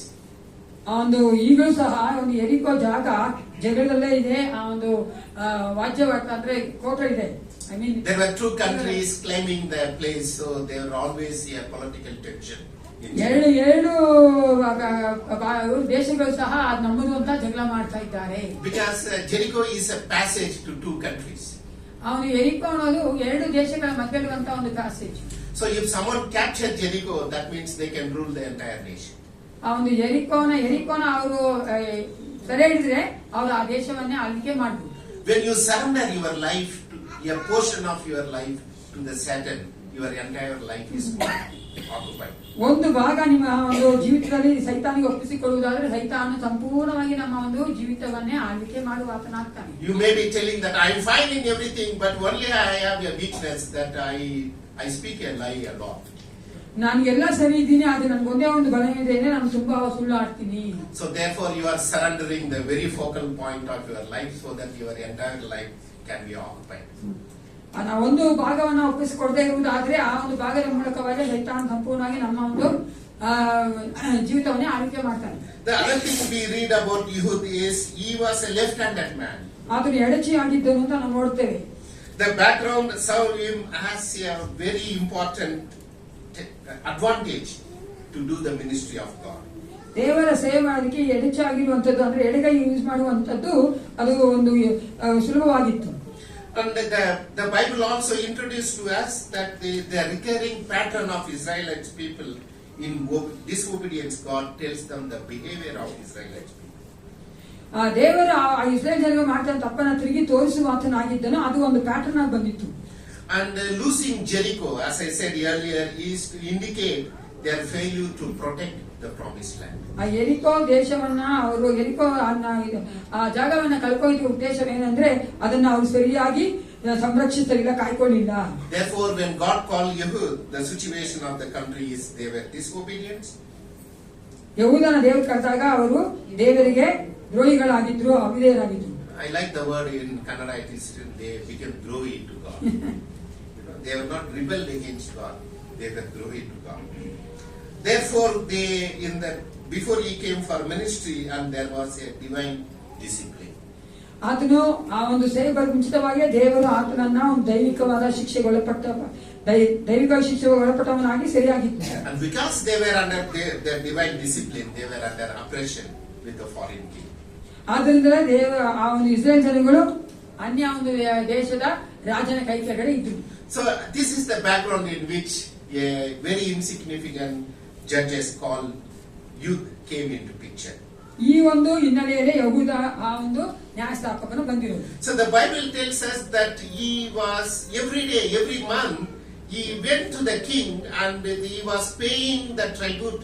Tribute is the tax he has to collect from all the Israelites and from the temple of God and from all the synagogues. They have to gather all the tax, whatever the king Elgon asked him to do it, and every month he went and deposited the money in the palace. ಆ ಪ್ರತಿಯೊಂದು ತಿಂಗಳು ಆತನ ಕಪ್ಪವನ್ನ ಕಟ್ಟೋದಕ್ಕಾಗಿ ಆ ಒಂದು ಅರಮನೆಯ ಆ ಒಂದು ಖಜಾಂಚಿ ಹತ್ರ ಹೋಗ್ತಾ ಇದ್ರು. If you are not faithfully giving your tithes and offering to the church, you will be forcefully take your money and give it to God. Is that ನೀವು possible? ದೇವರಿಗೆ ಸರಿಯಾಗಿ ಆ ಒಂದು ಕಾಣಿಕೆ ದಶಭಾಗ ಕೊಡದೇ ಇರುವುದಾದ್ರೆ ದೇವರು ನಿಮ್ಮಿಂದ ಆ ಒಂದು ಒತ್ತಾಯವಾಗಿ ಕೆಲವೊಂದು ಕಾರ್ಯಗಳ ಮೂಲಕವಾಗಿ ಕೊಡುವಂತೆ ಮಾಡ್ತಾನೆ. The German people tried it. ಜರ್ಮನಿಯ ಆ ಜನಗಳು ಅದನ್ನ ಪರೀಕ್ಷೆ ಮಾಡಿ ನೋಡಿದ್ರು. No problem if you don't want to go to church, but 10% of your tithe will be deducted from your salary and remit to the church diocese. ನೀವು ಸಭೆಗೆ ಹೋಗದೇ ಇದ್ರೂ ಪರವಾಗಿಲ್ಲ, ಸಭೆಗೆ ನಾವು ನಿಮ್ಮ ಒಂದು ಆದಾಯದಿಂದ 100 ಭಾಗವನ್ನು ನಾವು ಕೊಡ್ತೇವೆ ಅಂತಂದ್ರು. Anything that we do for our country, either tax or things, is we must do not by compulsion. We must do out of our interest and love for our land. ನಾವೇನೇ ಮಾಡಿದ್ರು ಕೂಡ ನಮ್ಮ ದೇಶಕ್ಕಾಗಿರ್ಬೋದು ದೇವರಿಗಾಗಿರ್ಬೋದು ಅದು ನಾವು ಯಾವ ಒತ್ತಾಯದಿಂದ ಮಾಡಬಾರ್ದು, ಪ್ರೀತಿಯಿಂದ ಮಾಡಬೇಕು. So therefore these people, they were not giving out of love, they were giving out of compulsion. ಅವರು ಪ್ರೀತಿಯಿಂದ ಕೊಡ್ತಾ ಇರಲಿಲ್ಲ, ಒತ್ತಾಯದಿಂದ ಕೊಡ್ತಾ ಇದ್ರು. So therefore he made a trip every month to the king's palace and he was carefully studying every environment and situation. ಪ್ರತಿ ತಿಂಗಳು ಆತನು ಹೋಗಿ ಅರಮನೆಯನ್ನು ಕೊಡ್ಬೇಕಾದ್ರೆ ನೋಡ್ಕೊಂತಾ ಇದ್ದ ಏನೆಲ್ಲ ಇದೆ ಏನಿಲ್ಲ ಅಂತ. When God called Ehud and asked him, can you be the judge, one of the judges and then help people of Israel to manage their spiritual affairs. ಆ ಒಂದು ಯಹೂದ ನನ್ನ ದೇವ್ರು ಕೈಬೇಕಾ, ದೇವ್ರು ಹೇಳಿದ್ದು ಇಸ್ರೇಲ್ ಜನಗಳನ್ನ ನೀನು ಸರಿಯಾದ ಮಾರ್ಗದಲ್ಲಿ ಆತ್ಮಿಕವಾಗಿ ನಡೆಸ್ತೀಯಾ ಅಂತ ಒಂದು ಕೇಳುವುದರ ಮೂಲಕವಾಗಿ ದೇವರು ಆತನ ಒಂದು ನ್ಯಾಯಸ್ಥಾಪನ ಮಾಡಿದ್ರು. We don't have record in Judges chapter 3 that Ehud gave any excuse to God by saying that, Lord, I am from Benjamin, I am a small man, I don't have any talent, I am a left-handed man, I can't deliver much things in the kingdom of God. ದೇವರು ಆತನ ಕರೆದಾಗ ಯಹೂದ ಆತನು ಯಾವ ಒಂದು ನೆವಾನು ಹೇಳಿಲ್ಲ, ನಾನು ಎಡಚನಾಗಿದ್ದೇನೆ, ನನಗೆ ಮಾತಾಡಕ್ ಬರಲ್ಲ, ನಾನು ಚಿಕ್ಕವನಾಗಿದ್ದೇನೆ, ನಾನು ಬೆನ್ಯಾಮೀನ್ ಬಂದಿದ್ದೇನೆ, ಇದು ಯಾವ ಒಂದು ನೆವನು ಆತನು ಹೇಳಿಲ್ಲ. By the way, friends, left-handed is not a physical deformation. Okay? ಅವನು Don't get me ಎಡಚೆಯಾಗಿ wrong. ಎಡಗೈ ಉಪಯೋಗಿಸುವಂತದ್ದು ಒಂದು ಯಾವ ಒಂದು ಇದಲ್ಲ. Any physical deformation is that we are telling that we are differently able. ಶಾರೀರಿಕವಾದ ಒಂದು ಕುಂದುಕೊರತೆ ಅಂತಲ್ಲ, ನಾವು ನಮ್ಮ ಎಡಗೈ ಚೆನ್ನಾಗಿ ಕೆಲಸ ಮಾಡ್ತೇನೆ ತೋರಿಸುವಂತ. But here in the time of Judges, people in the Benjaminite, among the Benjaminite, there were many left-handed people, but they involved in the ministry of God and proved that they are faithfulness to God. ಬೆನ್ಯಾಮೀನ್ ಕೂಡ ಅನೇಕರು ಎಡಚಿಗಳಾಗಿದ್ರು, ಅವರು ದೇವರ ಸೇವೆಯಲ್ಲಿ ತಮ್ಮ ಒಪ್ಪಿಸಿಕೊಟ್ಟವರಾಗಿ ಅನೇಕ ಕಾರ್ಯಗಳನ್ನು ಮಾಡಿದ್ರ ಮೂಲಕವಾಗಿ ಅದನ್ನ ಅವರು ಸಾಕ್ಷೀಕರಿಸಿದ್ದಾರೆ. So on the part of Ehud, he was thinking that what I can do being a left-handed man, can I turn my deformity as an advantage for the mission of God? ಅದನ್ನು ಯೋಚನೆ ಮಾಡಿರ್ಬೋದು, ನಾನು ಎಡಚಿನಾಗಿದ್ದೆ ಅಲ್ಲ, ಇದನ್ನ ನಾನು ದೇವರ ರಾಜ್ಯಕ್ಕೆ ಯಾವ ರೀತಿಯಾಗಿ ಉಪಯೋಗಿಸೋದು, ಅದನ್ನ ಯಾವ ರೀತಿಯಾಗಿ ದೇವರ ಒಂದು ಕಾರ್ಯಗಳಿಗೆ ಅದು ಉಪಯೋಗವಾಗುವಂತೆ ಮಾಡುವಂತದ್ದು. As I said always that we are negative people. ನಾವು ಯಾವಾಗಲೂ ನಕಾರಾತ್ಮಕವಾಗಿರುವಂತ, We have many deformation with our life. ನಮ್ಮಲ್ಲಿ ಅನೇಕ ಕೊರತೆಗಳಿವೆ. We just say that I am a woman, I can't go out of home. ನಾನು ಹೆಂಗಸಾಗಿದ್ದೀನಿ, ನಮ್ಮ ಮೈಂದ ಹೊರಡಕ್ಕಾಗಲ್ಲ. And we say that, I don't have any money, so I cannot involve in ನಂತರ this. ಯಾವ ದುಡ್ಡು ಇಲ್ಲ, ನಮ್ಮ ದೇವ ಸೇವೆಯಲ್ಲಿ ನನ್ನ ತೊಡಗಿಸಕ್ಕಾಗಲ್ಲ. We have a physical deformation, we also have a psychological deformation. ನಮ್ಮಲ್ಲಿ ಆ ಒಂದು ಶಾರೀರಿಕವಾದ ಒಂದು ಕೊರತೆಗಳಿದೆ, ಅದೇ ಯೋಚನೆ ಮಾಡೋದ್ರಲ್ಲಿ ಸಹ ಸೈಕಾಲಜಿಕಲ್ ಸಹ ಇದೆ. And we find excuse after excuse when God calls us to do ministry. ದೇವರು ನಮ್ಮ ಸೇವೆ ಕಲಿಬೇಕಾದ್ರೆ ನಾವು ನೆವದ ಮೇಲೆ ನೆವ ಹೇಳುವವರಾಗಿರುತ್ತೇವೆ. But God used this man as he was. ದೇವರು ಆತನು ಯಾವ ರೀತಿಯಾಗಿದ್ನೋ ಆ ರೀತಿಯಾಗಿ ಉಪಯೋಗಿಸಿದನು. What he had in his hand. ಆತನ ಕೈಯಲ್ಲಿ ಏನಿತ್ತು? One of the things he had was he was very cunning and he was very resourceful. ಆತನಿಗೆ ಆತನ ಸಂಪೂರ್ಣ ಆ ಒಂದು ಕಾರ್ಯಗಳು ಆತನಿಗಿತ್ತು, ಅದೇ ರೀತಿಯಾಗಿ ಆತನು ಆ ಒಂದು Cunning. ಕುತಂತ್ರಿಯಾಗಿದ್ದನು. Okay? And that cunningness, he was planning that how I can make my cunningness, and he turned what the society saw as a weakness as a possibility of success. ಆ ಸಮಾಜ ಆತನ ಯಾವ್ದಾದ್ರು ಕುಂದುಕೊರತೆ ಕೊರತೆ ನೋಡಿದ್ರು ಅದನ್ನೇ ಆತನು ದೇವರ ರಾಜ್ಯಕ್ಕಾಗಿ ಉಪಯೋಗಿಸಲ್ಪಡುವಂತ ಅದನ್ನು ಉಪಯೋಗಿಸಿದನು. Young people, brothers and sisters, be reminded that God is reminding us that anything that difficulties or the society see you as a weakness, there is a possibility of turning it for good. ಸಮಾಜ ಆಗಲಿ ಜನಗಳಾಗಲಿ ನಿಮ್ಮ ಯಾವ ಕೊರತೆಗಳು ನೋಡ್ತಾರೋ ಅದನ್ನ ಆ ದೇವರಿಗೆ ಉಪಯೋಗ ಆಗುವಂತೆ ದೇವರು ಮಾರ್ಪಡಿಸುವ ಆತನಾಗಿದ್ದ, ಅದನ್ನು ಮರೆತು ಹೋಗಬೇಡಿ. Your wife might see something very different in you. ನಿಮ್ಮ ಹೆಂಡತಿ ನಿಮ್ಮಲ್ಲಿ ವ್ಯತ್ಯಾಸವಾಗಿ ಕಾಣಬಹುದು. Your husband can see you as a low or a different in you. ನಿಮ್ಮ ಗಂಡ ನಿಮ್ಮಲ್ಲಿ ಅವನು ಕೀಳಾಗಿ ನೋಡಬಹುದು, ನಿಮ್ಮಲ್ಲಿ ಏನಿಲ್ಲ ಅಂತ ಅನ್ಕೊಬಹುದು. Your parents might compare their own children with their neighbors and others, their relatives. ನಿಮ್ಮ ತಾಯಿಗಳು ನಿಮ್ಮನ್ನೇ ಅಕ್ಕಪಕ್ಕದವರೊಟ್ಟಿಗೆ ಒಂದು ಸಂಬಂಧಿಕರೊಟ್ಟಿಗೆ ಹೋಲಿಸಿ ನೋಡಬಹುದು. Last month my wife was assisting one of our relatives from village to do a nursing here in Bangalore. ಈ ಬೆಂಗಳೂರಲ್ಲಿ nursing ಮಾಡೋದಕ್ಕೋಸ್ಕರವಾಗಿ ನಮ್ಮ ಒಂದು ಸಂಬಂಧಿಗಳು ಬಂದಿದ್ರು. And one of the things that we were emphasizing that our neighbors, their daughter, she joined the course. ನನ್ನ ಪಕ್ಕ ಮೇಲಿರುವಂತ ಹುಡುಗಿ ಇದೇ ಕೋರ್ಸ್ ತೆಗೆದುಕೊಂಡಾಳೆ, ಜಾಯ್ನ್ ಆಗಿದ್ದಾಳೆ. So we were trying to help her. You don't worry about others, discover what you have and then find out what God talent given. ನಾವು ಅವ್ರಿಗೆ ಸಹಾಯ ಮಾಡ್ತಾ ಇದ್ವಿ. ದೇವ್ರು ನಿಮಗೆ ನಿಮ್ಮ ಮಗಳಿಗೆ ಏನ್ ಕೊಟ್ಟಿದ್ದಾರೋ ಆ ಒಂದು ತಲಾಂತ ನೋಡಿ ಅದನ್ನೇ ನೀವು ಅಭಿವೃದ್ಧಿ ಮಾಡಿ ಬೇರೆಯವರೊಂದಿಗೆ ಹೋಲಿಸಿ ನೋಡ್ಬೇಡಿ ಅಂತ ಹೇಳಿದ್ವಿ. Finally it didn't work because their comparison is so strong that they want to put their daughter in the course that the neighbor's daughter is. ಯಾವ ಒಂದು ಕೋರ್ಸ್ ಅಲ್ಲಿ ಪಕ್ಕದ ಮನೆ ಹುಡುಗಿದಾಳ ಅದರಲ್ಲೇ ಸೇರ್ಸ್ಬೇಕಂತ ಬಲವಾಗಿದ್ರು ಆ ಒಂದು ಹೋಲಿಕೆಯಲ್ಲಿ ಅದನ್ನ ನಾವು ಬಿಟ್ಬಿಟ್ವಿ. Bible tells us that God uniquely and wonderfully made each one of us. ಸತ್ಯವೇದ ಹೇಳ್ತಾನೆ ನಮ್ಮೆಲ್ಲರನ್ನು ಪ್ರತಿಯೊಬ್ಬರು ದೇವರು ಆ ಯೂನಿಕ್ ಆಗಿ ಮಾಡಿದ್ದಾನೆ, ಅದ್ಭುತವಾಗಿ ಮಾಡಿದ್ದಾನೆ. ನಮ್ಮ ಹಾಗೆ ಬೇರೆಯವರು ಇಲ್ಲ ಅನ್ನೋದನ್ನ ನಾವು ಅರ್ಥ ಮಾಡ್ಕೊಳ್ಬೇಕು. Yes, you are not Sundar Pichai, but God gifted you with many things. ನೀವು ಸುಂದರ ಪಿಚ್ಚೆ ಇಲ್ಲದೆ ಇರ್ಬೋದು, ಆ ದೇವರು ಅನೇಕ ತಾಲಂತುಗಳು ನಿಮಗೂ ಕೊಟ್ಟಿದ್ದಾನೆ. So you would consider that, yes, if society consider me as a weakest person, but with God's help I want to turn my weakness as possibly as a success and make a history of my life. ಯವನಸ್ತ್ರ ನೀವು ಚೆನ್ನಾಗಿ ತಿಳ್ಕೊಳ್ಳಿ, ಲೋಕದಲ್ಲಿರೋ ಜನಗಳಿಗೆ ಹೇಳ್ಬೋದು ನಿಮಗೆ ಕೊರತೆಗಳಿದೆ ಅಂತ. ಆದ್ರೆ ಆ ಕೊರತೆಗಳನ್ನು ಸಹ ದೇವರು ಬಲವುಳ್ಳವಾಗಿ ಮಾರ್ಪಡಿಸಿ ಅದರ ಮೂಲಕವಾಗಿ ದೇವರ ರಾಜ್ಯಕ್ಕೆ ಒಂದು ಕಾರ್ಯವನ್ನು ಮಾಡುವ ಆತನಾಗಿದ್ದಾನೆ. ಅದರಲ್ಲಿ ನೀವು ಒಂದು ಚರಿತ್ರೆಯನ್ನ ಸೃಷ್ಟಿ ಮಾಡಬಹುದು. Read the stories of Paralympics. You know there is a concept called Paralympics. Para Olympics ಅಂತ ಒಂದಿದೆ. Read their stories. ಆ ಒಂದು ಕಥೆಗಳನ್ನ ಓದ್ರಿ. You will be very surprised that how they were differently making their life able and successful in the world. ಯಾವ ರೀತಿಯಾಗಿ ಅವರು ಅವರ ಜೀವಿತಗಳನ್ನ ಕಟ್ಕೊಂತಾ ಇದ್ದಾರೆ, ಯಶಸ್ವಿಗೊಳಿಸ್ತಾ ಇದ್ದಾರೆ ನೋಡುವುದಾದ್ರೆ ನೀವು ಆಶ್ಚರ್ಯ ಪಡ್ತೀವಿ. And the second character the youth had is he was calm under any pressure. ಆತನು ಎಂತ ಒಂದು ಒತ್ತಡದಲ್ಲೂ ಸಹ ಸಮಾಧಾನ ಇದ್ದಂತ ಒಬ್ಬ ವ್ಯಕ್ತಿಯಾಗಿ ನಾವು ನೋಡ್ತೇವೆ. Bible tells that when he has accomplished the work, he did not show any panic.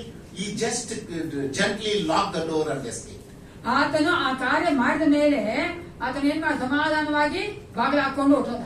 There are many times in my life that people abused me in many ways.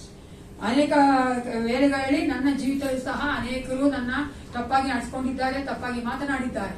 And when people speak on my face certain things, the one secret thing I learned was be strong, be quiet, and leave it to God. ನನ್ನ ಮುಖದ ಮೇಲೆ ಅನೇಕರು ಮಾತನಾಡಿದ ನಾನು ಕಲ್ತ್ಕೊಂಡಿದೆ ಅಂದ್ರೆ ನೀವು ಬಲವಾಗಿರುವಂತದ್ದು, ಮಾತಾಡದೇ ಇರುವಂತದ್ದು, ಸಮಾಧಾನವಾಗಿರುವಂತದ್ದು. And I learned that to speak nothing at the time of crisis is the wisest thing you do. ಕಷ್ಟದ ಸಮಯದಲ್ಲಿ ನಾವು ಮಾತಾಡದೇ ಇರುವಂತದ್ದೇ ಅದು ಜ್ಞಾನವುಳ್ಳಂತ ಒಂದು ವ್ಯಕ್ತಿಯ ಗುಣವಾಗಿ ನೋಡ್ತೇವೆ. And later I experienced that my silence has actually punished my enemies. ನಾನು ಸುಮ್ಮನೆ ಇದ್ದಿದ್ದರೆ ಸಮಾಧಾನವಾಗಿದ್ದರೆ ನನ್ನ ವೈರಿಯನ್ನ ದೇವರೇ ಶಿಕ್ಷಿಸಿದ್ದಾನೆ, ನಾನು ನೋಡಿದ್ದೇನೆ ಅನೇಕ ಸಾರಿ. That's a character he brings to the kingdom of God. ಆ ಒಂದು ಸ್ವಭಾವವೇ ದೇವರ ರಾಜ್ಯಕ್ಕೆ ಬೇಕು ಅಂತ ದೇವರು ಹೇಳ್ತಾನೆ. And the third thing that he had was ಮೂರನೇ ಒಂದು ಗುಣ ಆತ ಇದ್ದಿದ್ದು, he understood how to use the situation. ಆತನಿಗೆ ಆ ಸನ್ನಿವೇಶವನ್ನ, ಪರಿಸ್ಥಿತಿಯನ್ನು ಯಾವ ರೀತಿ ಉಪಯೋಗಿಸಿಕೊಳ್ಬೇಕು ಅಂತ ಗೊತ್ತಿತ್ತು. So therefore, in all the smallness, in all the insignificant situation, the physical deformity, he began to discover that why God called me and how best I can use my life for God. ಆ ಎಲ್ಲ ಕೊರತೆಗಳ ಮಧ್ಯೆ ಸಹ ಆತ ಚೆನ್ನಾಗಿ ತಿಳ್ಕೊಂಡಿದ್ದ, ದೇವರ ರಾಜ್ಯಕ್ಕಾಗಿ ನಾನು ಏನೆಲ್ಲ ಕಾರ್ಯಗಳನ್ನ ಮಾಡಬಹುದು ಅನ್ನೋದನ್ನ ಆತನು ಚೆನ್ನಾಗಿ ಅರ್ಥ ಮಾಡ್ಕೊಂಡವನಾಗಿದ್ದು. So God is willing to use you as you are. ನೀವು ಯಾವ ರೀತಿಯಾಗಿದ್ದೀರೋ ಅದೇ ರೀತಿಯಾಗಿ ದೇವರು ಉಪಯೋಗಿಸಲು ಇಷ್ಟಪಡುತ್ತಾನೆ. He doesn't care what difficulty you have. ನೀವು ಯಾವ ಕಷ್ಟಗಳಿದೆ ಅದೆಲ್ಲ ದೇವರು ನೋಡುವಾತನಲ್ಲ. He doesn't care whether you are male or female, whether you are Jew or Gentile. ನೀವು ಯಹೂದ್ಯರ, ಅನ್ಯರ ಅಥವಾ ಗಂಡಸ ಹಿಂಸ ದೇವರು ನೋಡಲ್ಲ. If you are dedicated yourself like youth, God is telling us that God is going to use and possibly turn our all difficulties into success stories. ಯಹೂದನ ಹಾಗೆ ನಾವು ಉಪಯೋಗಿಸಿಕೊಡುವುದಾದ್ರೆ ದೇವರು ನಮ್ಮನ್ನು ಸಹ ಆತನ ಹಾಗೆ ಒಂದು ಯಶಸ್ವಿಯುಳ್ಳಂತ ಜನಗಳಾಗಿ ಮಾರ್ಪಡ್ತಾನೆ, ಎಲ್ಲಾ ಕೊರತೆಯನ್ನ ಬಲವುಳ್ಳವಾಗಿ ಮಾರ್ಪಡಿಸ್ತಾನೆ. The second lesson we learn from youth is he used what he had. ಆತನ ಎರಡನೇದಾಗಿ ಹೇಳಿದ್ದೆ, ಆತನಲ್ಲಿ ಏನಿತ್ತು ಅದನ್ನೇ ಆತನ ಉಪಯೋಗಿಸಿದ ಅಂತ. What he had in the Bible? ಸತ್ಯವೇದ ಹೇಳ್ತದೆ ಆತನ ಹೇಳಿತಂತೆ ಈ ಬಾಯ್ತು. He had a 700 Rafale. Correct? ಗಂಡಿತ್ತು. Or he had American one aircraft. And he had 16,000 soldiers. Correct? What he had? Bible is very descriptive. It's saying that he had 18-inch long, double-edged sword. That's all. ಅಲ್ಲಿ ಸರಿಯಾಗಿ ಅದನ್ನ ವಿವರಿಸಿ ಅಂತ ಸತ್ಯವೇದ ತನಗೋಸ್ಕರ ಒಂದು ಗುದ್ದು ಮೊಳ ಉದ್ದವಾದ ಇಬ್ಬಾಯಿ ಕತ್ತಿಯನ್ನು ಮಾಡಿ. And as I was reading again and again this chapter, why God even measured the 18-inch long knife? Wow, it is very important. That's all he had. ಯಾಕೆ ಅದನ್ನ ಆ ರೀತಿಯಾಗಿ ವಿವರಿಸಿ ಹೇಳ್ತಾ ಇದ್ದಾರೆ ದೇವರು? 18 ಇಂಚ್ ಅಂತ ಹೇಳ್ಬಿಟ್ಟು ಯಾಕೆ ಇದನ್ನು ಮಾತ್ರ ಈ ರೀತಿಯಾಗಿ ಬರ್ತಿದ್ದಾರೆ ಅಂತ ನಾವು ಯೋಚನೆ ಮಾಡ್ತೀವಿ. Because he went on Amazon website and he was selecting these. Amazon ಹೋಗಿ ಈ ಒಂದು ಈ ರೀತಿಯ ಕತ್ತಿಯನ್ನ ಆತ ಸೆಲೆಕ್ಟ್ ಮಾಡ್ಕೊಂಡ. Did he? ಮಾಡ್ನ? But he actually made the 18-inch long knife. ಆತನು ಆ ಇಬ್ಬಾಯಿ ಕತ್ತಿಯನ್ನ ತಾನೇ ಮಾಡಿದವನಾಗಿದೆ. He did not depend on someone to make for him, but he has taken a portion of the the steel or iron, and then he was shaping the 18-inch long. We don't know how many days, but he made the 18-inch dragon by himself into side.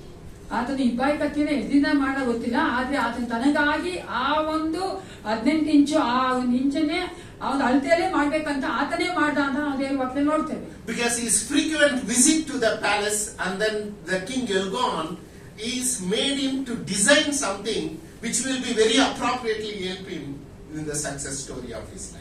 ಯಾಕಂದ್ರೆ ನಾವೇನ್ ನೋಡ್ಬೋದು ಅಂದ್ರೆ ಆತನ ಆ ಒಂದು ಅರಮನೆಗೆ ಹೋದಾಗ ಆ ಎಗ್ಲೋನ್ ರಾಜನು ಆತನ ಹೇಳಿರ್ಬೋದು ಕೆಲವೊಂದು ಕಾರ್ಯಗಳನ್ನ ಮಾಡೋದಕ್ಕೆ, ಅದನ್ನು ಸಹ ಮನಸ್ಸಲ್ಲಿ ಇಟ್ಕೊಂಡು ಆತನು ಈ ಒಂದು ಕತ್ತಿಯನ್ನ ಮಾಡಿರಬಹುದು. He did not ask the king to measure his stomach. No, he did not. ಆದ್ರೆ ಹೊಟ್ಟೆಯನ್ನ ಮೆಷರ್ ಮಾಡೋಕ್ಕೋಸ್ಕರ ಆತನ ತಗೊಂಡಿಲ್ಲ. Or one day he did not take the measuring tape to say that I want to measure yours. ಆದ್ರೆ measure ತಗೊಂಡು ಹೋಗಿ ಆ ಹೊಟ್ಟೆನ measure ಮಾಡಲಿಲ್ಲ. Because he was so careful and observative that every month he went, he was observing every moment of his life. ಪ್ರತಿ ತಿಂಗಳು ಆತನು ಹೋದಾಗ ರಾಜನ ಕುರಿತಾಗಿ ಎಲ್ಲವನ್ನ ಆತನು ಗಮನ ಇಟ್ಟು ನೋಡ್ತಾ ಇದ್ದನು. We have to pay attention to our sin, friends. ನಮ್ಮ ಒಂದು ಪಾಪದ ಕುರಿತಾಗಿ ನಾವು ಎಚ್ಚರಿಕೆಯಿಂದ ಇರಬೇಕು, ಅಟೆನ್ಷನ್ ಕೊಡಬೇಕು. That's what this scripture says to us. Pay attention to the things, the enemy of your life. ನಮ್ಮ ಜೀವಿತದ ವೈರ್ಯ ಕುರಿತಾಗಿ ನಾವು ಎಚ್ಚರಿಕೆ ಉಳ್ಳವರಾಗಿರ್ಬೇಕು. Measure how much destruction it can bring to your life. ನಮ್ಮ ಜೀವಿತಕ್ಕಾಗಿ ಎಷ್ಟು ಕೇಡು ಮಾಡ್ತಾರೆ ಎಂಬುದನ್ನು ನಾವು ಮೊದಲೇ ತಿಳ್ಕೊಂಡು Pay attention every day and be cautious on what's going on in your life. ಪ್ರತಿದಿನ ನಮ್ಮ ಜೀವಿತದಲ್ಲಿ ಏನಾಗುತ್ತದೆ ಎಂಬುದನ್ನು ನಾವು ಎಚ್ಚರಿಕೆಯಿಂದ ನೋಡುವವರಾಗಿರಬೇಕು. The story of youth is not that we want to go and assassinate something, but the story is we have to fight against our enemy. ಯಹೂದ ಕಥೆಯ ಮೂಲಕವಾಗಿ ನಾವು ಯಾರನ್ನ ಹೋಗಿ ಸಾಯಿಸ್ಬೇಕಂತಲ್ಲ, ಆದರೆ ನಮ್ಮ ಜೀವಿತದಲ್ಲಿರುವಂತಹ ಪಾಪಗಳನ್ನ ಸಾಯಿಸುವುದಕ್ಕಾಗಿ ನಾವು ತಿಳ್ಕೊಳ್ಬೇಕು. If you are a spiritual person, you plan with God the strategy to destroy the sin of your life. ನಾವು ಆತ್ಮಿಕ ಮನುಷ್ಯರಾಗಿದ್ರೆ ನಾವು ದೇವರೊಟ್ಟಿಗೆ ಸೇರಿ ಒಂದು ಪ್ಲಾನ್ ಮಾಡ್ತೇವೆ, ಯಾವ ರೀತಿಯಾಗಿ ನಮ್ಮ ಜೀವಿತದಲ್ಲಿರುವಂತಹ ವೈರಿಯಾದಂತಹ ಪಾಪವನ್ನ ಸಾಯಿಸಬೇಕೆಂದು. Your examination of your sin is not on Sunday. ಭಾನುವಾರದಲ್ಲಿ ಮಾತ್ರವಲ್ಲ, ನಮ್ಮ ಒಂದು ಪಾಪದ ಕುರಿತಾಗಿ ನಾವು ಪರಿಶೋಧನೆ ಮಾಡಿಕೊಳ್ಳುವಂತದ್ದು Every moment as you walk with God. ಪ್ರತಿಯೊಂದು ಜೀವ ದೇವರೊಟ್ಟಿಗೆ ನಡಿಬೇಕಾದ್ರೆ ನಾವು ನಮ್ಮನ್ನ ಪರಿಶೋಧನೆ ಮಾಡ್ಕೊಳ್ಬೇಕು. You have to fully equipped with the tools that are necessary to assassinate the sin that comes in your life. ನಮ್ಮ ಜೀವಿತ ಬರುವಂತ ಪಾಪವನ್ನ ಸಾಯಿಸೋದಕ್ಕಾಗಿ ಬೇಕಾದಂತ ಎಲ್ಲವಂತ ಒಂದು ಕಾರ್ಯಗಳನ್ನ ನಾವು ಯೋಚನೆ ಮಾಡಿಕೊಳ್ಬೇಕು. So every day you are sharpening and shaping and designing this knife. ಪ್ರತಿದಿನ ಆತನು ಆ ಒಂದು ಕತ್ತಿಯನ್ನ ಮಾಡ್ತಾ ಇದ್ದನು, ಬೇಕಾದಂತ ಆಕಾರಕ್ಕೆ ತೆಗೆದುಕೊಂಡು ಬರ್ತಾ ಇದ್ದ. And you must have made many trials and the trials to do this. ಅದನ್ನ ಮಾಡೋದಕ್ಕಾಗಿ ಅನೇಕ ಟ್ರಯಲ್ಗಳನ್ನು ಮಾಡಬಹುದು. And he must have taken consultation of his family and friends that he did not tell the mission, is this knife is enough? Is this in a right shape? Is this in a right sharpness? ಆತನು ಕುಟುಂಬದೊಂದಿಗೆ ಅವರ ಸ್ನೇಹಿತರೊಂದಿಗೆ ಮಾತನಾಡಿರಬಹುದು. ಅದನ್ನು ಆ ಸತ್ಯವನ್ನ ಹೇಳದೇ ಇದ್ರು ಸಹ ಯಾವ ರೀತಿಯಾಗಿ ಮಾಡಿದ್ರೆ ಕತ್ತಿ ಸರಿಯಾಗಿದೆ ಅಂತ ಕೇಳ್ಕೊಂಡಿರಬಹುದು. He could have withdrawn this mission to accomplish for God because the Israelites were ruled by the Moabites. He would have said that I have nothing in my hand. What I can do with a 18-inch long knife? ಆತ ಅನ್ಕೊಂಡಿರ್ಬೋದು, ಇಸ್ರೇಲ್ನವರು ಆಳ್ವಿಕೆ ಮಾಡ್ತಾ ಮೋಹಾಬೇರ ವಿರುದ್ಧವಾಗಿ ನಾನು ನಿಲ್ಲಕ್ಕಾಗತ್ತಾ, ಈ ಒಂದು 18 ಇಂಚು ಕತ್ತಿಯಲ್ಲಿ ಏನ್ ಮಾಡಕ್ಕಾಗತ್ತೆ ಅಂತ ಯೋಚನೆ ಮಾಡಿರ್ಬೋದು. We are like that. We are excuse people. ನಾವು ಅದೇ ರೀತಿ ಯೋಚನೆ ಮಾಡುವಂತರಾಗಿದ್ದೇವೆ. If God would have given me a car, I will do ministry. ದೇವರು ನನ್ನ ಕಾರ್ ಕೊಟ್ಟಿದ್ರೆ ನಾನು ಮಾಡ್ತಾ ಇದ್ದೆ ಸೇವೆ. If somebody is going to financially support me, I will do ministry. ಯಾರಾದ್ರೂ ನನಗೆ ಆರ್ಥಿಕವಾಗಿ ಸಹಾಯ ಮಾಡಿದ್ರೆ ನಾನು ಸೇವೆ ಮಾಡ್ತೀನಿ. But we don't go to God and say that even with my empty hands, I will seek possibility of serving you and delivering what you want. ನನ್ನ ಕಾರ್ಯಾದ ಒಂದು ಕೈಗಳಿಂದಲೂ ಸಹ ನಾನು ನಿಮಗೆ ಸೇವೆ ಮಾಡ್ತೀನಿ, ಏನೆಲ್ಲ ಮಾಡ್ಬೋದು ಅಂದ್ರೆ ನಾನು ಯೋಚನೆ ಮಾಡ್ತೀನಿ ಅಂತ ಅನ್ಕೊಂಡು ನಾವು ದೇವ್ರ ಮುಂಭಾಗ ಹೋಗೋದಿಲ್ಲ. Don't worry about what you do not have. ಏನು ನಿಮ್ಮ ಹತ್ರ ಇಲ್ವೋ ಅದರ ಕುರಿತಾಗಿ ಯೋಚನೆ ಮಾಡಬೇಡಿ. Thank God for what God you have. ನಿಮ್ಮಲ್ಲಿ ಏನಿದೆಯೋ ಅದಕ್ಕಾಗಿ ದೇವರಿಗೆ ಸ್ತೋತ್ರ ಮಾಡಿ. If a person had only an 18-inch long dragon and want to challenge your nation, imagine this. 18 ಇಂಚು ಇಬ್ಬಾಯಿ ಕತ್ತಿದಂತಹ ವ್ಯಕ್ತಿ ಆ ಒಂದು ದೇಶಕ್ಕೆ ಸವಾಲ್ ಹಾಕಿದ ಅಂದ್ರೆ ಯೋಚನೆ ಮಾಡಿ ನೋಡಿ. Later King David learned this secret from you. ದಾವೀದನು ಸಹ ಅದೇ ತಾಗಿ ಒಂದು ಪಾಠವನ್ನು ಕಲ್ಕೊಂಡನು. Because learning from his forefathers, he understood that the war can be accomplished, the war can be won even with empty hands. ಆ ಮೂಲ ಪಿತೃಗಳ ಮೂಲಕ ಏನ್ ಕಲ್ತ್ಕೊಂಡ ಅಂದ್ರೆ ಏನು ಇಲ್ದಿರ ಆ ಖಾಲಿಯಾದ ಕೈಗಳಿಂದ ಸಹ ನಾನು ಯುದ್ಧ ಮಾಡಬಹುದು ಅಂತ ಕಲ್ತ್ಕೊಂಡಿದ್ದೆ. When they were struggling to how to overcome the Goliath. ಆ ಗೊಲಿಯಾತನ ಯಾವ ರೀತಿ ಸೋಲಿಸಬೇಕಂತ ಯೋಚನೆ ಮಾಡ್ತಾ ಇದ್ದ ಸಮಯದಲ್ಲಿ A 14-year-old boy. 14 ವರ್ಷದ ಹುಡುಗ ran straight into the bank of the river of Jordan. ಆ ಜೋರ್ಡನ್ ನದಿಯ ದಡಕ್ಕೆ ಹೋದನು. And then he carefully selected 4-5 stones. ಆ 4-5 ಕಲ್ಲುಗಳನ್ನ ತೆಗೆದುಕೊಂಡು And he went to the king Saul and he said that I have a tool ಸೌಲ ಹತ್ರ ಹೋಗಿ ನನ್ನ ಹತ್ರ ಇದೆ ಒಂದು ಸಾಮಗ್ರಿ ಅಂತ ಹೇಳಿದನು. to assassinate him. ಆ ಒಂದು ಗೊಲಿಯಾತನ ಸಾಯಿಸೋದಕ್ಕೋಸ್ಕರ. Then they said we have 1,60,000 troops. 1,60,000 ಸೈನ್ಯಗಳು ನಮ್ಮಲ್ಲಿದೆ, We can't do anything. ನಮ್ಗೇನು ಮಾಡಕ್ಕಾಗ್ತಾ ಇಲ್ಲ. So he went and told, you give me an opportunity. ನನಗೊಂದು ಅವಕಾಶ ಕೊಡಿ ದಾವೀದನಿಗೆ. So therefore Saul called him and gave him all the armor that he is necessary. ಸೌಲನ್ನು ಕರೆದು ಆತನಿಗೆ ಬೇಕಾದಂತ ಎಲ್ಲ ಒಂದು ವಸ್ತ್ರಗಳನ್ನ ಹಾಕಿದ್ರು. They wore on him, ಆತನ ಮೇಲೆ ಹಾಕಿದ್ರು, but it was not fitting. ಆದ್ರೆ ಆತನಿಗೆ ಅದು ಸೂಟ್ ಆಗ್ತಾ So he removed everything and he went as ಅದೆಲ್ಲ ತೆಗೆದು ಹಾಕಿ ಅವನ ಹಿಂದಕ್ಕೆ ಹೋದ. and then he stood with him and he was a small boy and he was a huge man. ಆ ಗೊಲಿಯಾತನ ಆ ಒಂದು ಗೊಲಿಯಾತನ ದೊಡ್ಡದಾಗಿದ್ದನು, ಇವನು ಚಿಕ್ಕ ಹುಡುಗನಾಗಿದ್ದನು. So he even looked at him like this. ಆತನ Straight on his side. And he said, you stand here with ನೀನು ನಿಂತಿರೋದು ಯಾವುದರ ಮೂಲಕವಾಗಿ? weapons and might. ನಿನ್ನ ಒಂದು ಇರುವಂತ ಸೈನ್ಯದೊಂದಿಗೆ ಮತ್ತೆ ನಿನ್ನ ಕೈಲಿರುವಂತ ಒಂದು ಆಯುಧದೊಂದಿಗೆ. But I stand here in the name of the Lord. Amen. ನಾನು ನಿಂತಿರೋದು ದೇವರ ನಾಮದಲ್ಲಿ, And I can assassinate you. ನಾನು ಸಾಯಿಸ್ತೀನಿ. And he even challenged him by saying that you want to know that God can win the war with nothing in the hand.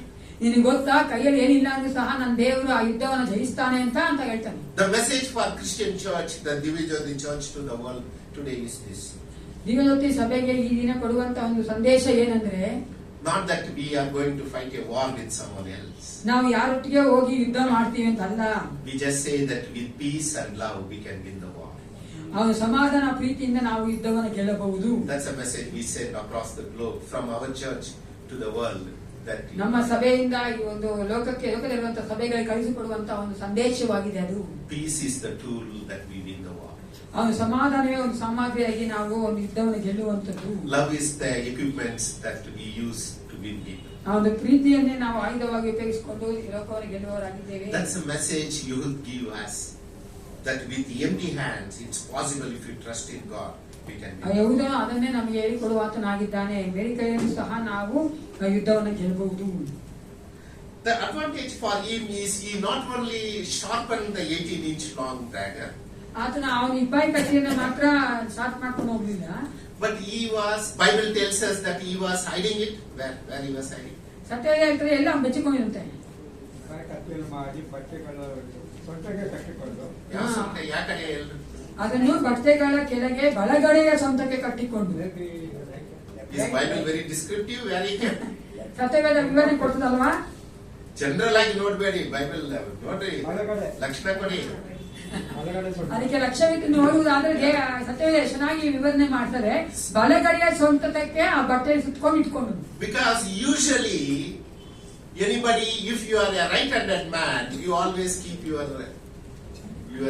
the dragon on your left side. ನಾವು ಬಲಗಡೆಯವರಾಗಿದ್ರೆ ನಾವು ಎಡಗಡೆ ಇಟ್ಕೊಂತೀವಿ ಕತ್ತಿಯನ್ನು ತೆಗೆದಕ್ಕೆ, ಅದು ಸುಲಭ ಆಗುತ್ತೆ. But because he was left-handed man, he has to keep the knife on this side. ಅದನ್ನ ಎಡಚಿ ಆಗಿದ್ದರಿಂದ ಆತ ರೈಟ್ ಅಲ್ಲಿ ಅದೇ ಬಲಗಡೆ ಇಟ್ಕೋಬೇಕಾಗಿತ್ತು.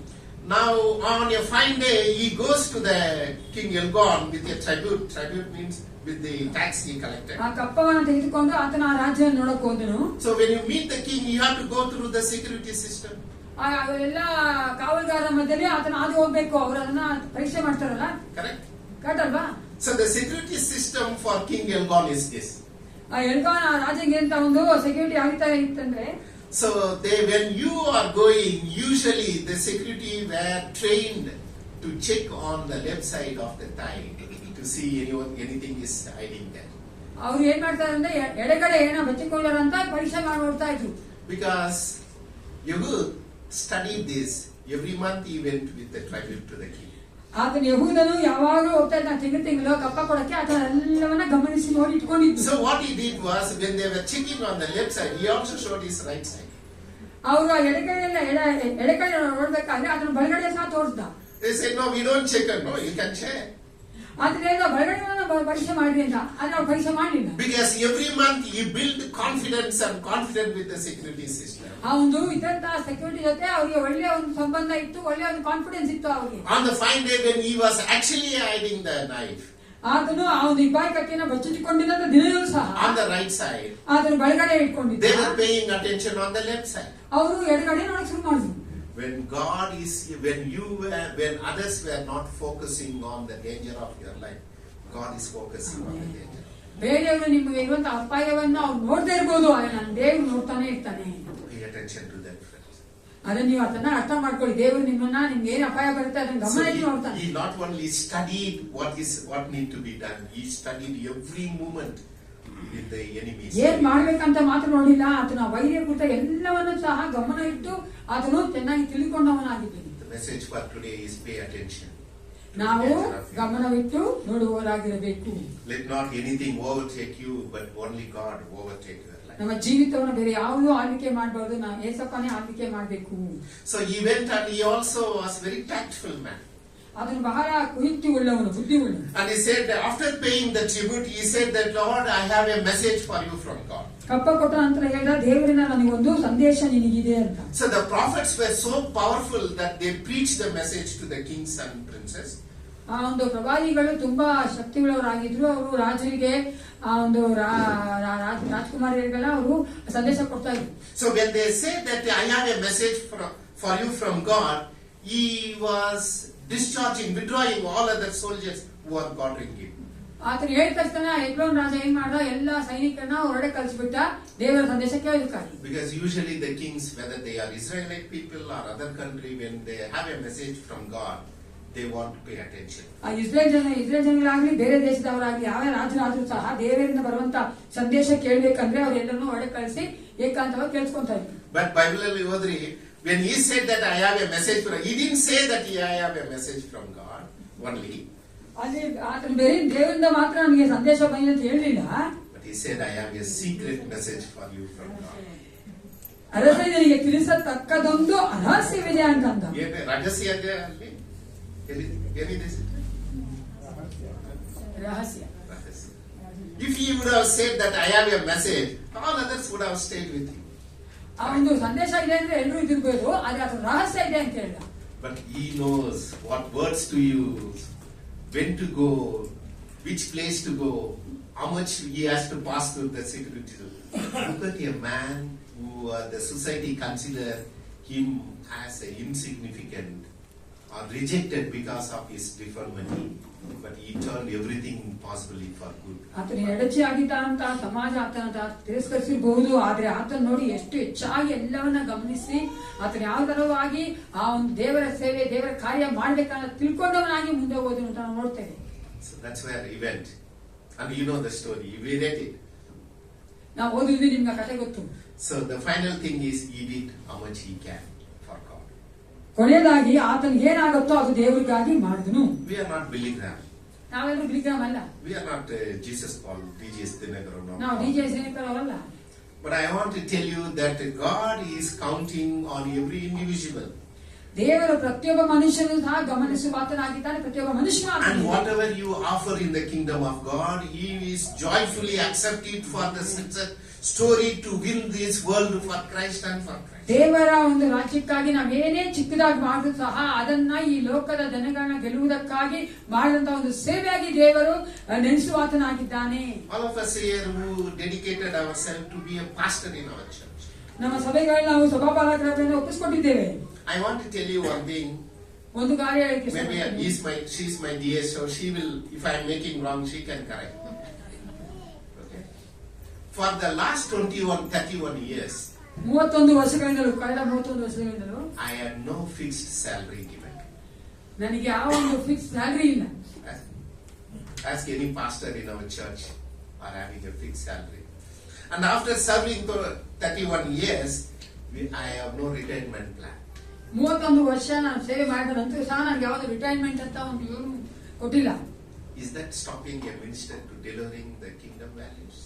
ಅದಕ್ಕಂತ ಒಬ್ಬ ಸೇವಕರನ್ನ ದೇವ ಆ ಒಂದು ರಾಜ್ಯದ ತತ್ವಗಳನ್ನ ಸಾರೋದಕ್ಕಾಗಿ ನಿಲ್ಲಿಸ್ತದ? In many crises, we began to be calm and seek God's help. ಅನೇಕ ಕಾರ್ಯಗಳಲ್ಲಿ ಕಷ್ಟಗಳಲ್ಲಿ ನಾವು ಸಮಾಧಾನವಾಗಿದ್ದು ದೇವರ ನೋಡೋದಕ್ಕೆ ಪ್ರಾರಂಭಿಸಿದ್ದೇವೆ. My dears also to testify that none of the pastors are in street. You know that? They are not begging anyone to anything. ನಮ್ಮ ಸಭೆಯಲ್ಲಿ ಯಾವ ಒಂದು ಸಹಪಾಠರು ಯಾರ ಹತ್ರನೂ ಕೂಡ ಭಿಕ್ಷೆ ಬೇಡ್ತಾ ಇಲ್ಲ. They dress nicely like me. ಚೆನ್ನಾಗಿ ಅವರು dress ಹಾಕೊಂತಾರೆ. They educate their children nicely in the school and colleges. ಚೆನ್ನಾಗಿ ಕಾಲೇಜಲ್ಲಿ ಸ್ಕೂಲ್ ಓದಿಸ್ತಾ ಇದ್ದಾರೆ. Their children need to study and excel like any other children. ಬೇರೆ ವಿದ್ಯಾರ್ಥಿಗಳ ಹಾಗೆ ಅವರು ಚೆನ್ನಾಗಿ ಓದಿ ಒಳ್ಳೆ ಒಳ್ಳೆ ಅಂಕಗಳು ಪಡ್ಕೊಂತಾ ಇದ್ದಾರೆ. They do have biryani twice a week. ವಾರದ 2 ದಿವಸ ಅವ್ರು ಬಿರಿಯಾನಿ ತಿಂತಾರೆ. It is because it's a mystery, friends. Mystery means not secret. It's a mystery means it's beyond the imagination of a minister of the ಒಂದು gospel. ರಹಸ್ಯ ಅಂದ್ರೆ ರಹಸ್ಯ ತರ ಅಲ್ಲ, ದೇವರ ಒಂದು ಕಾರ್ಯ ನಾವು ಊಹಿಸಕ್ಕಾಗದೇ ಇರುವಂತ, ಯೋಚನೆ ಮಾಡಕ್ಕಾಗದೇ ಇರುವಂತ ಕಿಂತಲೂ ಹೆಚ್ಚಾಗಿರುವಂತ. So therefore God invite every one of us. ಪ್ರತಿಯೊಬ್ಬರು ದೇವರು ಕರೆಯುವಾತನಾಗಿದ್ದಾನೆ. He is expecting you to do whatever you can. ನಿಮ್ಮಿಂದ ಏನಾಗುತ್ತೋ ಅದನ್ನು ಮಾಡ್ಬೇಕಂತ ದೇವರು So ನಿರೀಕ್ಷಿಸಿಕೊಂಡವನಾಗಿದ್ದಾನೆ. what he did was, I don't want to explain the assassination he carried out, but I want to tell you very briefly. ಯಾವ ರೀತಿ ಅದನ್ನು ಸಾಯಿಸಿದ್ದು ಅಂತ ಹೇಳಕ್ ಇಷ್ಟಪಡ್ತಾರೆ, ಅದಕ್ಕೆ ನಾನು ಕ್ಲುಪ್ತವಾಗಿ ಹೇಳ್ತೀನಿ. And he dragged the 18-inch long knife until all the fats of his belly has come down. ಆ ಇಬ್ಬಾಯಿ ಕತ್ತಿ ಆತನ ಹೊಟ್ಟೆಯಿಂದ ಎಲ್ಲ ಕೊಬ್ಬನ್ನು ಹೊಡೆದುಕೊಂಡು ಬರುವವರೆಗೂ ಆತನ ಚುಚ್ಚಿದ್ರು. So it looked very difficult to accept it. ಅದು ಬಹಳ ಕಷ್ಟ ನಾವು ಒಪ್ಕೊಳ್ಳೋದಕ್ಕೆ. And the nation fought against each other. ಆ ದೇಶ ಅಂದ್ರೆ ಇಸ್ರೇಲ್ ದೇಶ ಮೊಹಾಬೇರು ಒಬ್ರಿಗೊಬ್ರಿಗೆ ಜಗಳ ಮಾಡ್ಕೊಂಡಂತ ದೇಶಗಳು. But in the New Testament we understand that those careful study of assassinating the evil of our life is the sin. ಅದೇ ಹೊಸ ಒಡಂಬಡಿಕೆಯಲ್ಲಿ ನೋಡ್ತೇವೆ, ನಮ್ಮ ಜೀವಿತ ಇರುವಂತ ಆ ಒಂದು ಪಾಪ ಎನ್ನುವಂತ ಆ ಒಂದು ಕೆಟ್ಟತನವನ್ನ ಸಾಯಿಸುವಂತದ್ದು. ಟೋನಿ ಬ್ರದರ್ ಓದ್ರಿ, ಒಂದು ವಚನ ಗಟ್ಟಿಯಾಗಿ ಓದ್ಬೇಕು. ಹೇಳ್ತೀನಿ. 30ನೇ ವಚನ. 30. ಆ ದಿವಸ ಇಲ್ಲ 29 ಓದ್ರಿ. ಅವರು ಆ ಕಾಲದಲ್ಲಿ ಪುಷ್ಟರು ಪರಾಕ್ರಮಿಗಳು ಆದ ಸುಮಾರು 10,000 ಮಂದಿ ಮೊವಾಬ್ಯರನ್ನು ಒಬ್ಬರು ತಪ್ಪಿಸಿಕೊಳ್ಳದಂತೆ ಹತ ಮಾಡಿದರು. ಆ ದಿವಸದಲ್ಲಿ ಮೊವಾಬ್ಯರು ಇಸ್ರಾಯೇಲರು ತಗ್ಗಿಸಲ್ಪಟ್ಟರು. ದೇಶದಲ್ಲಿ 80 ವರ್ಷ ಸಮಾಧಾನವಿತ್ತು. ಎಷ್ಟು ವರ್ಷ? 80 ವರ್ಷ. Can you imagine? Can you imagine that someone with difficulty in his physique? ಆತನ ಶರೀರದಲ್ಲಿ ಆ ಕಷ್ಟ ಇದ್ರೂ ಸಹ ಒಬ್ಬ ವ್ಯಕ್ತಿ, Can you believe that someone who had only 18-inch long knife? ಆ ಒಂದು 18 ಇಂಚು ಇಬ್ಬಾಯಿ ಕತ್ತಿದ್ದಂತ ಒಬ್ಬ ವ್ಯಕ್ತಿ, Can you imagine that one single person who short-lived in the history of the Old Testament? ಆ ಹಳೆ ಒಡಂಬಡಿಕೆಯ ಆ ಒಂದು ಚರಿತ್ರೆಯಲ್ಲಿಯೇ ಸ್ವಲ್ಪ ಕಾಲ ಜೀವಿಸಿದಂತ ಒಬ್ಬ One ವ್ಯಕ್ತಿ, small act of assassinating the evil of the enemy of the Israel. ಆ ಇಸ್ರಾಯೇಲ್ ಜನಗಳ ಆ ಒಂದು ವೈರಿಯನ್ನ ಸಾಯಿಸುವುದರ ಮೂಲಕವಾಗಿ How many years of peace? ಎಷ್ಟು ವರ್ಷ ಆಯ್ತು ಸಮಾಧಾನ? 80 ವರ್ಷ. The kind of influence you are going to do today will determine the character of one generation. ನಾವು ಯಾವ ರೀತಿಯಾಗಿ ಪ್ರಭಾವ ಬೀರುತ್ತೇವೆ ಅನ್ನೋದು ಒಂದು ಸಂಪೂರ್ಣ ಸಂತತಿಗೆ ಅದು ತೋರಿಸುವಂತದ್ದಾಗಿದೆ. You will be very surprised when you go to the Lord and say, do you know how much impact you have made in the world? ದೇವರ ಹತ್ರ ಹೋದಾಗ ನಿಮ್ಗೆ ಆಶ್ಚರ್ಯವಾಗ್ತದೆ. ದೇವ್ರು ಹೇಳ್ತಾನೆ, ನೀವು ಎಷ್ಟು ಬೇರೆ ಬೇರೆ ಪ್ರಭಾವ ಬೀರಿದೆ ಗೊತ್ತಾ? No, Lord, I don't know. ನನಗೆ ಗೊತ್ತಿಲ್ಲ ಅಂತ. God will give you the statistics of your accomplishment.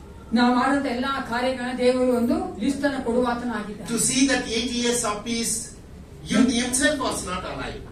ಆತನೇ ಅಲ್ಲಿ ಬದುಕಿರ್ಲಿಲ್ಲ, ಆದ್ರೂ ಸಹ 80 ವರ್ಷ ಸಮಾಧಾನ ಇತ್ತು. If we are obedient to God, ದೇವರಿಗೆ ವಿಧೇಯರಾಗುವುದಾದ್ರೆ, and if we assassinate the sin of our life, ನಮ್ಮ ಜೀವಿತವಿರುವಂತಹ ಪಾಪವನ್ನ ಸಾಯಿಸುವುದಾದ್ರೆ, if you are carefully studying every evil that is attacking your spiritual life, ನಮ್ಮ ಒಂದು ಆತ್ಮಿಕ ಜೀವಿತವನ್ನ ಯಾವೆಲ್ಲ ಪಾಪಗಳು ಬಂದು ತೊಂದರೆ ಮಾಡ್ತಾ ಇದೆ ಎಂಬುದನ್ನು ನೀವು ತಿಳ್ಕೊಳ್ಳುವುದಾದ್ರೆ, not only your own life, you can bring a life of peace and happiness and joy and love to the next generation.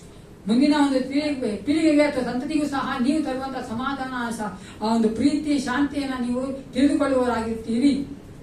Imagine what you can do in the kingdom of God. ದೇವರ ರಾಜ್ಯಕ್ಕೆ ನೀವೇನ್ ಮಾಡಬಹುದು ಎಂದು ನೀವೇ ಊಹಿಸಿಕೊಳ್ಳಿ. He's a very small and insignificant man. ಆತನು ಬಹಳ ಚಿಕ್ಕವನಾಗಿದ್ದನು, ಯಾವ ಒಂದು ಮುಖ್ಯತ್ವ ಇಲ್ಲದೆ ಇರೋನಾಗಿದ್ದು. He had nothing in his hand except the 18-inch long. ಆತನ ಕೈಯಲ್ಲಿ ಇಬ್ಬಾಯಿ ಕತ್ತಿ ಬಿಟ್ಟು ಬೇರೆ ಏನು ಇರಲಿಲ್ಲ. He had no palace.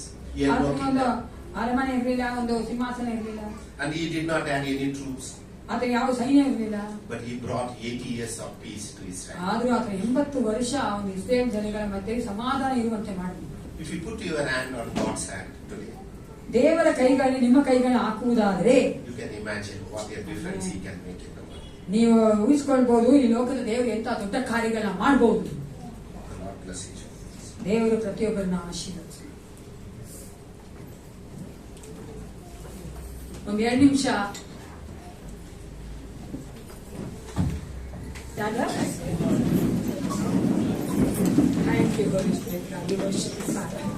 ಸೈನಿಕರ ಕರ್ತನೆ ಪರಲೋಕ ತಂದೆ ಅಪ್ಪ ಪಿತನೇ ಸಮಯಕ್ಕಾಗಿ ನಿಮಗೆ ಸ್ತೋತ್ರ ಉಂಟಾಗಿ ನಮ್ಮ ಜೊತೆ ಸಭೆ ಮೇಲೆ ಇಟ್ಟುವಂತ ಪ್ರೀತಿಗಾಗಿ ನಿಮಗೆ ಸ್ತೋತ್ರಪ್ಪ. ಹೌದು ರಾಜ, ನಿನ್ನ ಮಗನಾದ ಎಳೆಚಿಯ ಮೂಲಕ ಕರ್ತನೆ ಆ ಒಂದು ಕರ್ತನೆ ಯೆಹೋವನ ಮೂಲಕವಾಗಿ ಕರ್ತನೆ ನೀವು ಮಾತಾಡಿದ ಮಾತುಗಳಿಗಾಗಿ ನಿಮಗೆ ಸ್ತೋತ್ರ. ನಾವೇನು ಅಲ್ಲ ಅಂತ ಅನೇಕ ಸಲ ಅನ್ಕೊಂತೇವೆ ಸಪ್ಪ, ಆದ್ರೆ ನೀ ಎಲ್ಲವನ್ನೂ ಕೊಟ್ಟಿದ್ದೀನಿ ನಮ್ಗಾಗಿ ಕರ್ತನೆ. ನಮ್ಮನ್ನು ಬಲಪಡಿಸಿದ್ದಿ, ನಮಗೆ ಕೊಡುವಂತ ಎಬಿಲಿಟಿಗಳನ್ನ ಅಪ್ಪ ಸ್ಕಿಲ್ಸ್ ನಿನಗಾಗಿ ಉಪಯೋಗಿಸುವಂತೆ ಕಾರ್ಯ ಮಾಡು.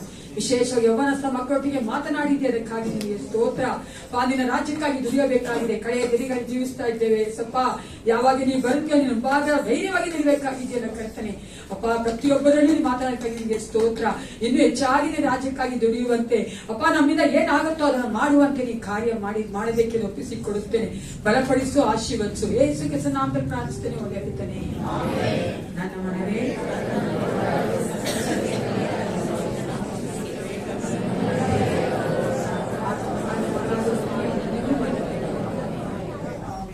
ನಮ್ಮ ಕರ್ತಾದ ಯೇಸು ಕ್ರಿಸ್ತನ ಕೃಪೆಯು, ತಾಯಿ ದೇವರ ಪ್ರೀತಿಯು, ಪರಿಶುದ್ಧಾತ್ಮ ಅನ್ಯೋನ್ಯತೆಯು, ಸಹವಾಸವು, ಸಹಾಯವು ಸದಾಕಾಲ ಮೇಲೊಟ್ಟಿಗೆ ಇರಲಿ. Let Jesus bless you and your